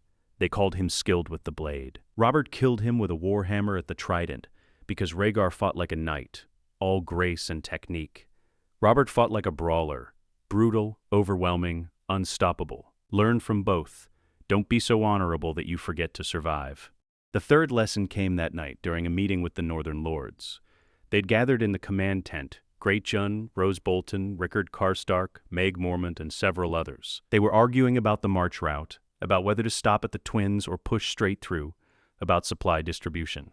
Jon sat at the head of the table, trying to follow the arguments. They spoke over each other, raised voices competing for dominance. Finally, Greatjon slammed his fist on the table. We should send scouts west. Find out what Tywin's doing instead of marching blind. That's suicide, Roose Bolton countered. Lannister patrols would cut them down before they got close. Better to assume Tywin knows we're coming and plan accordingly. Better to know than assume, Greatjon shot back. The argument intensified. Jon looked at Stannis, who stood in the corner watching. Stannis gave him a slight nod. This was a test. Jon stood. Enough. The lords continued arguing. Enough. Jon's voice was louder this time, harder. The table went quiet. Lord Bolton is right. We assume Tywin knows we're coming. We move fast, we hit King's Landing before he can react. No scouts to the Westerlands. We can't afford to waste men on a mission that will likely fail. Greatjon's face reddened. With respect, Your Grace, you're young. You haven't fought wars. Maybe you should listen to those who have. I am listening. I listened to you argue for 20 minutes without reaching a decision. Now I've made one. We don't send scouts west. We push south fast and hard. Is that clear? Then, slowly, he nodded. Clear, Your Grace. The other lords murmured agreement. The meeting continued. But the tone had shifted. They weren't arguing with each other anymore. They were waiting for Jon to decide. After they'd dispersed, Stannis approached. Well done. You found your spine. You made a decision. Right or wrong, you owned it. That's what matters. Jon slumped into a chair. How did you do this? Command men? Make decisions that might get them killed? I stopped caring whether they loved me. I cared whether they obeyed me. Stannis poured 2 cups of water from a pitcher. No wine, he never drank wine, and handed one to Jon. You can't be their friend. You can be just. You can be fair. But you can't let them see weakness. The moment they think you'll break, they'll abandon you. That sounds lonely. It is. Kingship is the loneliest position in the world. Robert never understood that. He tried to be everyone's friend, everyone's drinking companion. It made him weak, made him blind to Cersei's betrayal, to Joffrey's cruelty. Don't be like him. Do you ever regret it, giving up your claim? Stannis was quiet for a long moment. Every day, I wanted that throne. I earned it. Robert left me nothing. Gave Storm's End to Renly, gave me Dragonstone as an insult. The crown was my due, my right. He set down his cup. But wanting something doesn't make it mine. And I'd rather sleep at night knowing I followed the law than spend my life defending a throne I stole. So no, I don't regret it. I just hate that it had to be you. Why? Because you're a boy who's never wanted power, and now you're drowning in it. Because you'll make mistakes that I wouldn't make. Because you're too honorable for your own good. Stannis's expression was almost gentle, but also because you might be what the realm needs. Someone who rules out of duty, not desire. Someone who remembers that the throne is a burden, not a prize. On the 5th day of marching, Jon received a different kind of lesson. They'd stopped for the evening when Davos found him. Your Grace, there's a deserter, one of your men. He tried to flee back north during the night march. The scouts caught him. Bring him to me. The deserter was young, maybe 17. His hands were bound, his face pale with terror. 2 guards dragged him before Jon, who stood with Stannis and Robb watching. What's your name? Jon asked. Willem, Your Grace. Willem from White Harbor. Why did you run? The boy's voice cracked. I'm scared, Your Grace. I don't want to die in the south. I want to go home. This was Jon's decision alone. You swore an oath, Jon said slowly. You pledged to follow your lord's command. Running breaks that oath. I know, Your Grace, but I just want to live. Please, I'm sorry. I won't run again. Jon thought of the Night's Watch deserter he'd seen executed in Winterfell years ago. Ned Stark had swung the sword himself. The man who passes the sentence should swing the sword. I can't let you go back, Jon said. If I do, others will run. The army will fall apart. The boy started crying. Please, I'm sorry. Now, make an example. Jon drew Longclaw, the blade Jeor Mormont had given him. The Valyrian steel caught the firelight. Kneel, Jon said quietly. Willem knelt, sobbing. Jon raised the sword. His hands shook. This was a boy, barely older than Bran, scared and alone and— Do it, Stannis hissed, or step aside and let me. He swung. The blade was sharp. It was over quickly. Jon stood over the body, blood on his hands and sword, feeling hollow. Good, Stannis said. You didn't hesitate. That's growth. I killed a boy for being scared. You executed a deserter for breaking his oath. There's a difference. If you'd let him live, 10 more would have run by morning. This way, they stay. They fight. They give you a chance to win. Stannis' hand gripped Jon's shoulder. The first physical contact he'd ever initiated. This is what kingship costs. Remember it, let it harden you. But don't let it break you. That night, Jon couldn't sleep. He lay in his tent, staring at the canvas ceiling, seeing Willem's face. Robb found him there at midnight. I heard. Are you all right? No. He said it should never be easy. The moment it becomes easy, you've lost something important. What if I lose it anyway? What if I become like Aerys? What if this breaks me? I swear it. If you ever start to become like the Mad King, I'll end it myself. Robb's voice was fierce. But you won't, because you're Ned Stark's son in every way that matters. And he taught you that honor isn't about being soft, it's about doing what's right, even when it destroys you. How much longer until King's Landing? 10 days. Maybe less if we keep this pace. 10 days until the battle, until he'd have to lead men into a siege, watch them die, maybe die himself. 10 days to become a king, or fail trying. Outside, the army slept. 25,000 men, all marching because Jon had told them to. All trusting him with their lives. All counting on him to be something he'd never wanted to be. Jon Snow had died at Castle Black. Aegon Targaryen was being forged on the King's Road. And the throne waited in the distance, cold and sharp and inevitable. King's Landing rose from the morning mist like a fever dream. Jon stood on a hillside 2 miles north of the city, watching smoke rise from 100,000 chimneys. The Red Keep crowned Aegon's high hill, its towers blood-red in the dawn light. The walls stretched for miles, massive and ancient, built by Aegon the Conqueror himself. Somewhere behind those walls, his father rotted in a black cell. Somewhere in the Red Keep, Sansa and Arya lived as hostages, and on the Iron Throne, a bastard wearing a crown ruled through fear and madness. It's bigger than I thought it would be, Jon said quietly. 500,000 people live in that city. Stannis stood beside him, his armor already strapped on, his face carved from iron. When we breach those walls, some of them will die. Innocent people, bakers, smiths, children.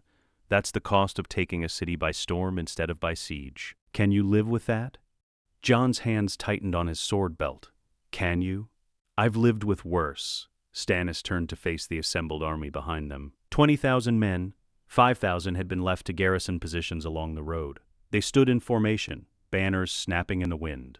The dire wolf of Stark, the crowned stag of Baratheon, and Jon's new banner, sewn in haste during the march, a 3-headed dragon and a dire wolf intertwined, white and red on black. Robb rode up, his armor dented from the skirmish they'd fought 2 days ago against Lannister outriders. The men are ready.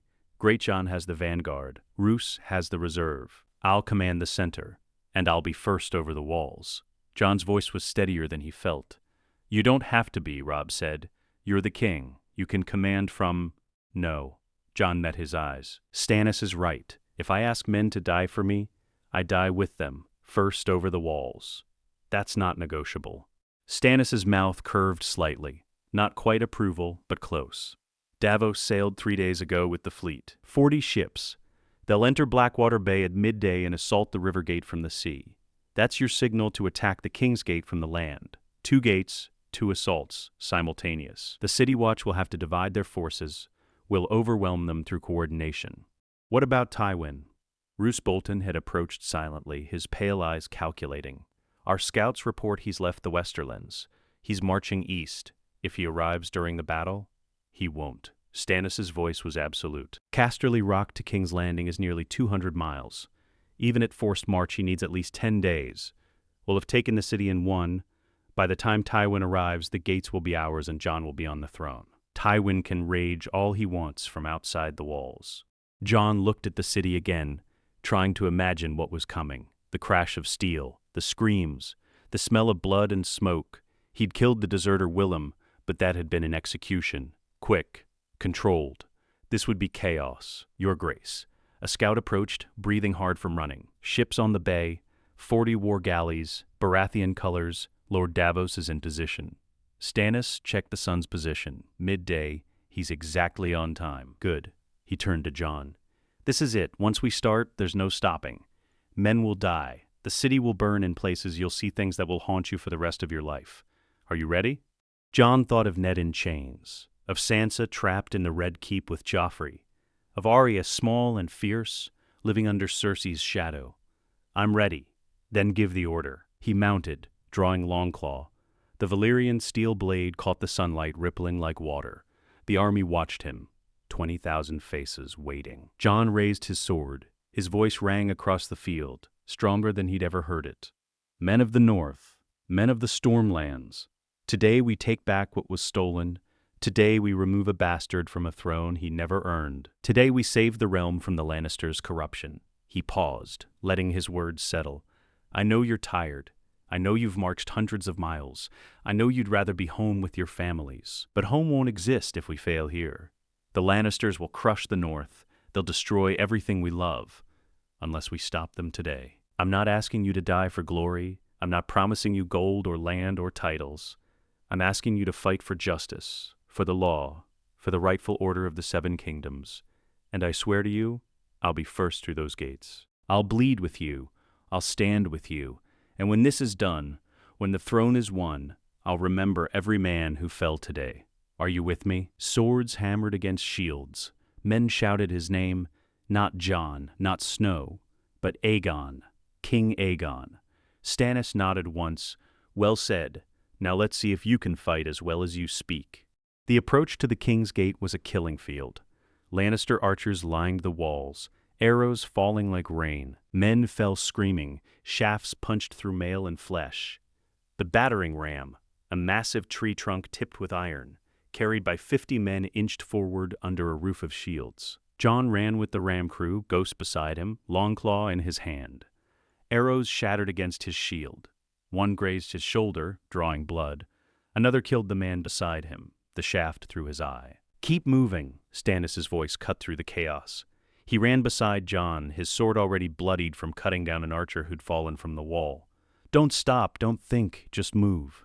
The ram reached the gate. The first strike boomed like thunder. Boom. Arrows fell faster. Boiling oil poured from murder holes above, and men screamed as their skin melted. The smell was horrific. Burned flesh and fear and death. Boom. Jon's arms burned from holding the shield overhead. His legs shook. Beside him, men died and were replaced by others stepping over their corpses. Boom. The gate splintered. Boom. It broke. The ram crew dropped their burden and drew weapons. Jon was first through the gap, Longclaw leading. He stepped into chaos. The city watch, gold cloaks, waited inside. 50 men in gold armor, spears leveled. Behind them, archers. Jon didn't think. Stannis' training took over. He slipped the first spear thrust, cut down the man holding it, parried a sword strike from the left. Ghost tore out a man's throat. Blood sprayed hot across Jon's face. The northern army poured through the broken gate behind him. Great Jon Umber came through like a bull, his massive sword cleaving through 3 men in one swing. Robb fought beside him, faster, more precise, his blade finding gaps in armor with surgical efficiency. "The Red Keep," Stannis shouted over the battle. "Push for the Red Keep. Don't stop to fight in the streets." The gold cloaks broke and ran. Civilians fled screaming. Buildings burned where torches had been knocked over in the fighting. Jon saw a child crying over a dead woman, mother probably, and something twisted in his chest, but he kept moving. No time to stop. No time to think. The Red Keep's outer walls loomed ahead. More defenders waited there, actual soldiers now, not city watch. Lannister men-at-arms in crimson and gold. And leading them, gleaming in ornate armor, was Jaime Lannister. The Kingslayer stood on the ramparts, his golden hair catching the sun. his face a mask of contempt. A Targaryen pretender and a pack of northern wolves, Jaime's voice carried across the battlefield. How fitting. Come die on my sword, boy, just like your father died on Robert's hammer. Rage, white-hot and blinding, surged through Jon. He'd never felt anything like it, never wanted to kill someone so badly. The gate. Stannis grabbed his arm, holding him back. We need to breach the gate first. Don't let him bait you. But Jon barely heard him. He saw Jaime Lannister, the man who'd sat the Iron Throne after killing the king he'd sworn to protect, who'd fathered bastards on his own sister and put one of them on the throne, who'd pushed Bran from a tower window. Robb appeared beside Jon, his face grim. We need siege equipment. That gate's reinforced. It'll take... An explosion boomed across the bay. They all turned. In Blackwater Bay, Stannis' fleet was engaging Lannister ships. Ships burned with normal fire, their sails catching flame. Men fought on decks and dove into the water. But the battle seemed to be going in Davos's favor. The Baratheon fleet was larger, better coordinated. The river gate, a runner appeared, covered in soot and blood. Lord Davos has breached it. He's inside the city with 1,000 men. He's fighting toward the Red Keep from the south. Stannis' face showed the barest flicker of relief. Then we don't waste his success. Jon, we take this gate now. How? We don't have a ram that can. We don't need one. Stannis pointed to where the walls met the gate. See that weakness? The mortar's crumbling. If we hit it with enough force, if we can collapse that section, the gate support fails and the whole thing comes down. That's insane, Robb said. We'd need to get right up against the wall under archer fire, plant charges, or ram the wall with armored soldiers. Enough weight, enough force, it'll crack. That's a suicide mission, Jon said. Yes, Stannis agreed, but it'll work. I'll lead it. You're the strategist. I need you alive, and I need you on the throne, which means you can't lead this assault. Stannis met his eyes. This is what I do, Jon. I hold impossible positions. I survive when I shouldn't. Storms end, remember? I'll breach this gate. You be ready to go through it when I do. Before Jon could argue, Stannis was moving, calling for volunteers. 50 men stepped forward, knowing they'd likely die, but following anyway because Stannis Baratheon had asked. Jon watched them form up, shields locked, and charge the wall section. Arrows fell like judgment. Men dropped, but the formation didn't break. They hit the wall with a crash that echoed across the battlefield. The wall cracked. They pulled back and charged again. More men fell. Jon could see Stannis in the front. His shield splintered, his armor dented, but still moving, still driving forward. A third charge. The wall section collapsed, taking part of the gate with it. Stone and iron crashed down, crushing men on both sides. But there was a gap, wide enough for 10 men to enter at once. Now, Jon screamed, and the northern army surged forward. He was first through, stepping over rubble and bodies. Inside the Red Keep's outer courtyard, Lannister soldiers waited in formation, and there, dismounting from a horse, was Tyrion Lannister. The dwarf looked exhausted, his fine clothes travel-stained, his face drawn. He'd clearly just arrived, probably riding hard from the Westerlands when word reached him of the attack. Their eyes met across the courtyard. Tyrion raised his hands, showing he carried no weapon. King Aegon, I presume? We should talk before more people die unnecessarily. Where's Joffrey? In the throne room, probably soiling themselves. Tyrion walked forward slowly, his mismatched eyes tired but calculating. I just rode in from Casterly Rock. I had nothing to do with your father's imprisonment. That was all Cersei's paranoia. I'm here to negotiate terms of surrender. There are no terms, Stannis growled, appearing at Jon's side, bleeding from a dozen wounds but still standing. Joffrey is a bastard. Cersei is a traitor. They hang. Joffrey is a monster who should never have been crowned. Cersei is delusional and dangerous. I'll open the gates to the throne room myself if you promise one thing. The servants, the small folk, the people who had no choice in any of this. Spare them. And Tyrion's voice dropped. Spare Jaime. Exile him, send him to the wall, I don't care. But don't execute him. He's still my brother. Jon looked at Stannis, who shook his head. No deals. The Kingslayer dies for his crimes. But Jon thought of Ned Stark's words. Mercy is the mark of a good king. The wall, Jon said. Jaime goes to the wall. He spends the rest of his life defending the realm he nearly destroyed. That's mercy and justice. Done. Follow me. They walked through the Red Keep's corridors, past terrified servants and abandoned guard posts. Tyrion led them to the throne room's massive doors. They're inside. Cersei, Joffrey, and about 20 Kingsguard and knights. Tyrion pushed the doors open.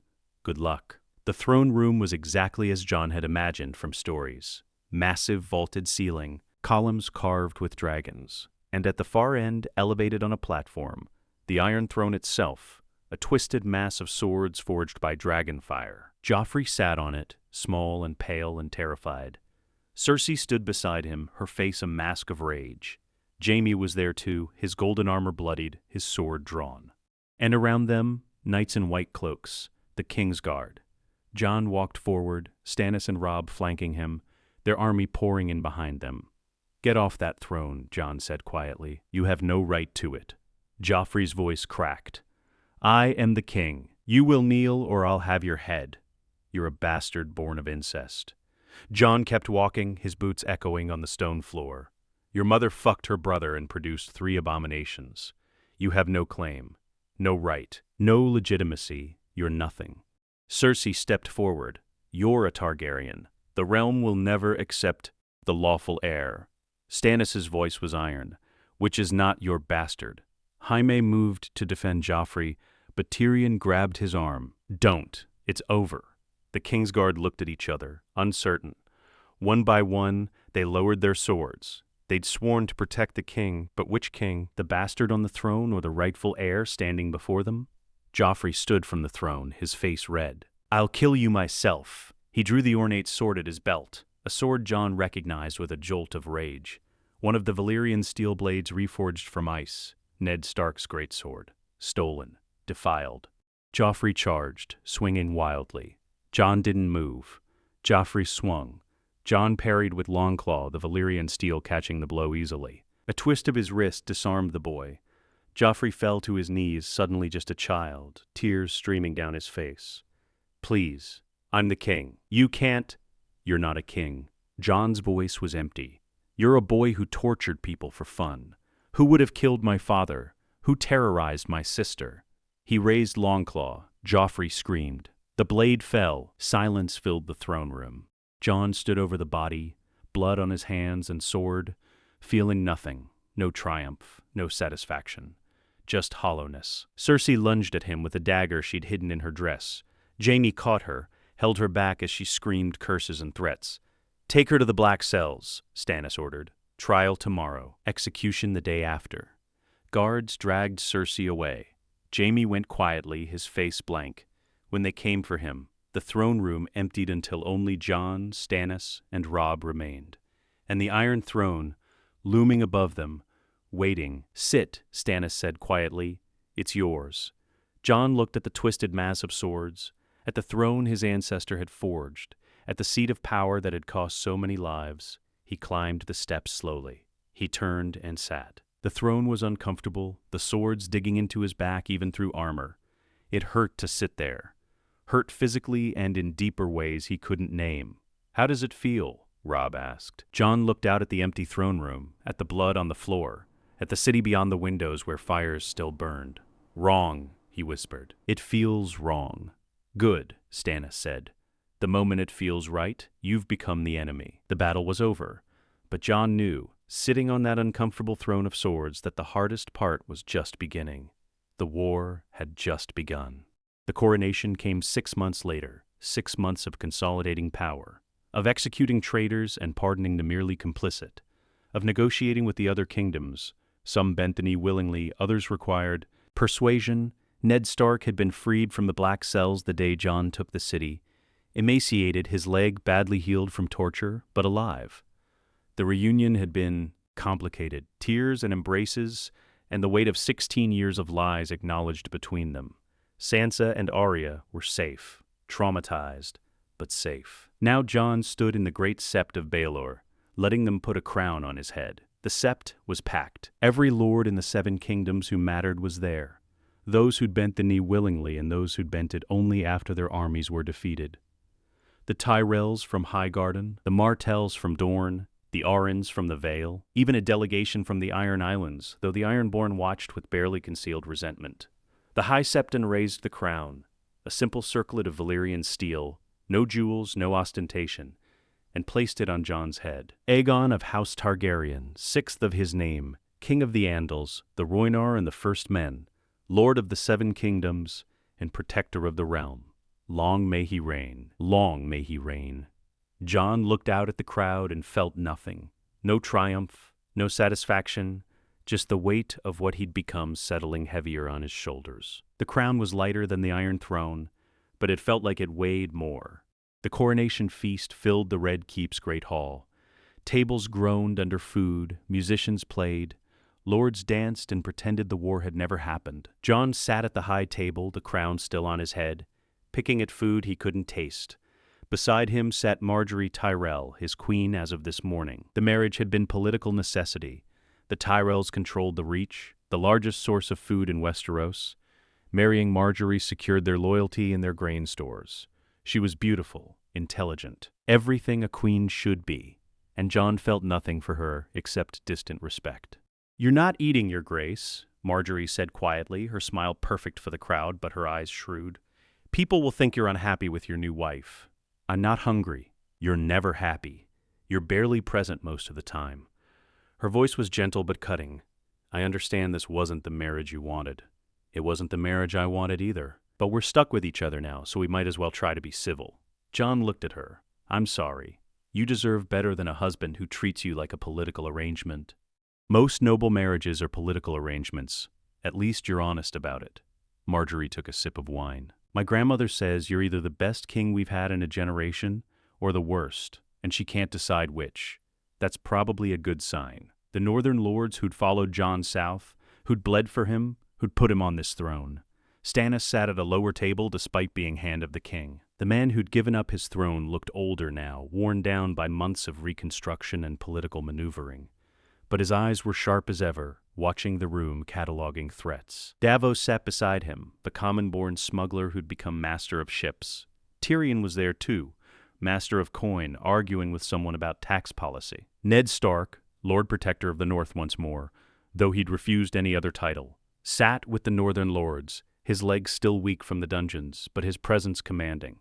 These were the people who'd won the war, who'd put Jon on the throne, who'd trusted him when he'd been nothing but a bastard boy from Winterfell. And now they expected him to save the realm. "Your Grace." A servant appeared at Jon's elbow. "A raven from Castle Black, Lord Commander Mormont requests your immediate attention." Jon took the letter, broke the seal, read. His hands went cold. Margaery noticed. "What is it?" "The White Walkers." Jon's voice was barely audible. "They've been sighted beyond the wall, in numbers." The small council met within the hour. Stannis, Tyrion, Davos, Ned, and Varys. The Spider had switched sides the moment Jon took King's Landing, claiming he'd always served the realm, not the Lannisters. Jon didn't trust him, but Stannis had insisted they needed his intelligence network. The letter from Mormont lay on the table between them. A month ago, Jon read aloud. Rangers on patrol encountered creatures beyond the wall, dead men walking, and leading them, something else. Tall figures made of ice with blue eyes. We killed several of the walking dead, but the ice creatures, they shattered our steel. 3 rangers dead. More patrols have gone missing. This isn't a raid. This is a gathering. Winter has come, and it's brought the darkness with it. Silence. Tyrion spoke first. "White Walkers, the things from old Nan's stories. You're saying they're real. I'm saying Lord Commander Mormont doesn't send letters like this unless he's terrified." Jon looked around the table. "I need to go north, now, with every man we can spare." "You're the king," Stannis said flatly. "You can't abandon King's Landing to fight monsters in the snow. I can't abandon the wall either. If it falls, the dead march south. They don't stop for politics or borders. They'll kill everyone." Jon stood. "This is why I'm king, not to sit on a throne and argue about taxes. To protect the realm from the real threats, and the real threat is beyond the wall." Ned's voice was quiet. "He's right. I've heard the stories from the north. The deserters, we've executed. They didn't run from duty, they ran from terror. If Jon says we need to fight, we fight. We send everything we have, the armies, every able man in the 7 kingdoms. If this is the real war, we fight it properly. They've just finished one war. They won't march north to fight shadows. Then I'll make them. Jon's voice was hard. "I didn't take this throne to be popular. I took it to keep people alive. And if that means dragging every lord in Westeros north to fight the dead, that's what I'll do." The preparations took 2 months. Jon sent ravens to every corner of the realm. "Come north, bring your armies, bring your weapons, bring everything. The dead are coming, and when they arrive, politics won't matter, only survival." Some lords came willingly. Others needed convincing, usually in the form of Jon himself flying overhead on dragonback. Because in those 2 months, something else had happened. 3 eggs had been found in the dragon pit's ruins, ancient, thought to be stone. But when Jon touched them, when the rightful Targaryen king laid hands on them, they'd hatched. 3 dragons, small but growing fast. One white as ghost, one green as summer grass, one black with red eyes. Jon named them for the people he'd lost. The white one, Ghost's brother for the direwolf who'd followed him from the wall. The green one, Robb's memory for the brother-cousin who'd believed in him. The black one, Ned's honor for the father-uncle who'd sacrificed everything. The dragons were young, barely large enough to ride, but they were weapons unlike anything Westeros had seen in a century. And they made the lords listen. By the end of the 2nd month, 50,000 men had gathered at Winterfell, the largest army assembled since Aegon's conquest, northern and southern. Stark and Targaryen, Baratheon and Tyrell and Martell. Even the Ironborn sent ships and men. Jon addressed them from Winterfell's walls, his voice carrying across the courtyard. "I know you're tired. I know you've already fought one war. I know you'd rather be home preparing for winter." He paused. "But winter isn't just cold. It's death. And death is marching south right now. The White Walkers are real. The army of the dead is real. And if we don't stop them at the wall, there won't be homes to go back to. There won't be families. There won't be anything." He drew Longclaw, the Valyrian steel, catching the pale winter sun. "I'm marching north, today, to the wall, to fight beside the Night's Watch against the darkness. I'm not asking you to follow me. I'm telling you, this is the war that matters. Everything else was practice. This is the real fight. And I need every one of you to stand with me." Then Great Jon Umber's voice boomed across the yard. "The king marches north, and the north marches with him." The northern lords roared approval. Robb stepped forward. "The dragons march as well. Ice and fire together, as it should be." One by one, the southern lords added their voices, some reluctant, some resigned, but all of them agreeing they would march north, they would stand at the wall or die trying. The battle for the dawn lasted 7 days. Jon stood on the wall's summit beside Jorah Mormont, watching the army of the dead approach across the frozen wasteland. Thousands of corpses, tens of thousands, moving in perfect silence, their eyes glowing blue, their weapons crude but effective. And behind them, riding dead horses, the White Walkers, tall, skeletal figures made of ice, their eyes burning with cold fire. "How do we fight that?" Mormont asked quietly. "Fire and Valyrian steel, dragon glass. Anything that burns or cuts deep." Jon gripped Longclaw. "And we don't let them climb the wall." The dragons attacked first. 3 young dragons breathing fire across the advancing dead. Corpses burned by the hundreds, collapsing into ash and bone. But more kept coming. The Night's Watch rained arrows down. The armies below held the base of the wall, fighting the dead that had found ways around through hidden passes. Stannis commanded the ground forces with brutal efficiency, while Robb coordinated the aerial assault alongside Jon. Jon fought on the wall itself, Longclaw carving through whites that tried to climb the ice. Ghost tore throats beside him. Northern and southern soldiers stood shoulder to shoulder, defending the only barrier between humanity and extinction. On the 3rd day, Jon discovered something crucial. When he killed a White Walker, when Longclaw's Valyrian steel cut through the ice creature, it shattered, exploded into fragments, and every white it had raised collapsed with it. "Kill the Walkers," Jon shouted. "They control the whites. Kill them and the dead fall." It became a hunt. Soldiers with Valyrian steel and dragon glass sought out the White Walkers in the chaos, cutting them down one by one. Each death collapsed dozens of whites, but there were so many, and the White Walkers kept coming. On the 7th day, something changed. The dead stopped advancing, they parted, creating a path, and through that path walked something that made Jon's blood freeze, taller than the others, ancient. Its eyes burned brighter, colder, more terrible than anything Jon had ever seen. It wore armor of ice. It carried a sword of frozen crystal. This was their leader, the thing that commanded the dead. Jon knew without being told that this was what he had to kill. He descended the wall, climbed down the face of it using rope and spikes driven into ice. Robb tried to stop him, but Jon shook him off. "This is mine," Jon said. "Stay here. Keep the wall." He walked onto the battlefield, Longclaw in hand, Ghost at his side.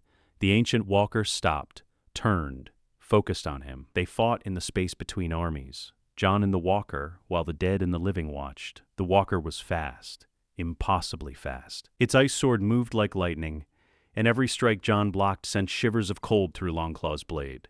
But Jon had been trained by Stannis Baratheon. He'd learned to fight when exhausted, when wounded, when everything hurt and the only option was to keep moving. The walker pressed him back.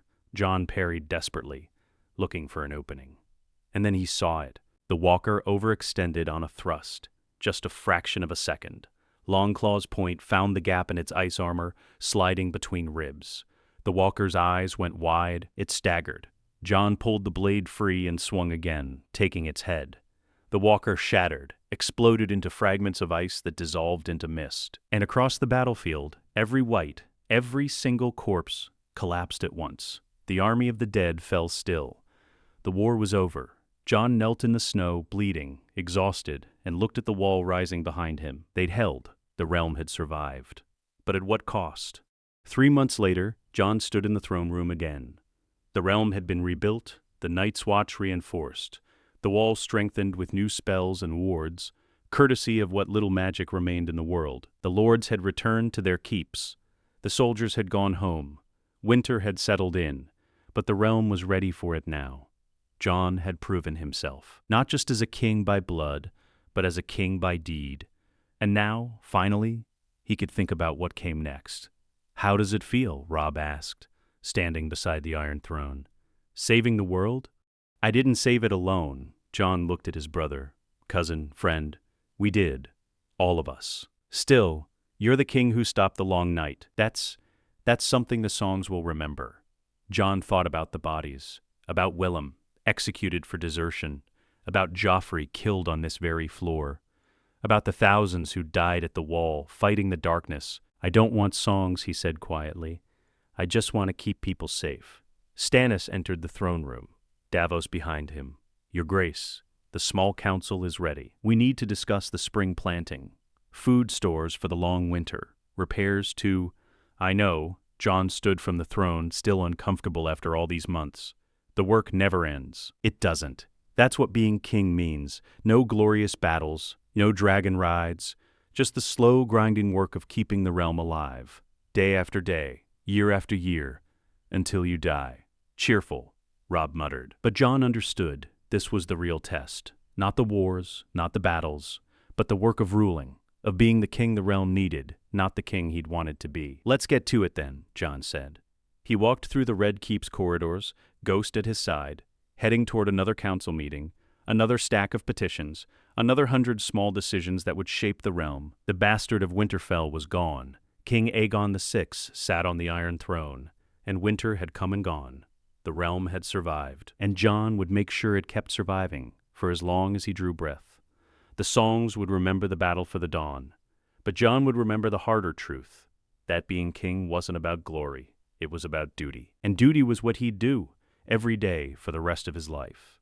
The Iron Throne waited, and Jon would carry its weight, because that's what kings did. Let us know what you'd like to see next. The end.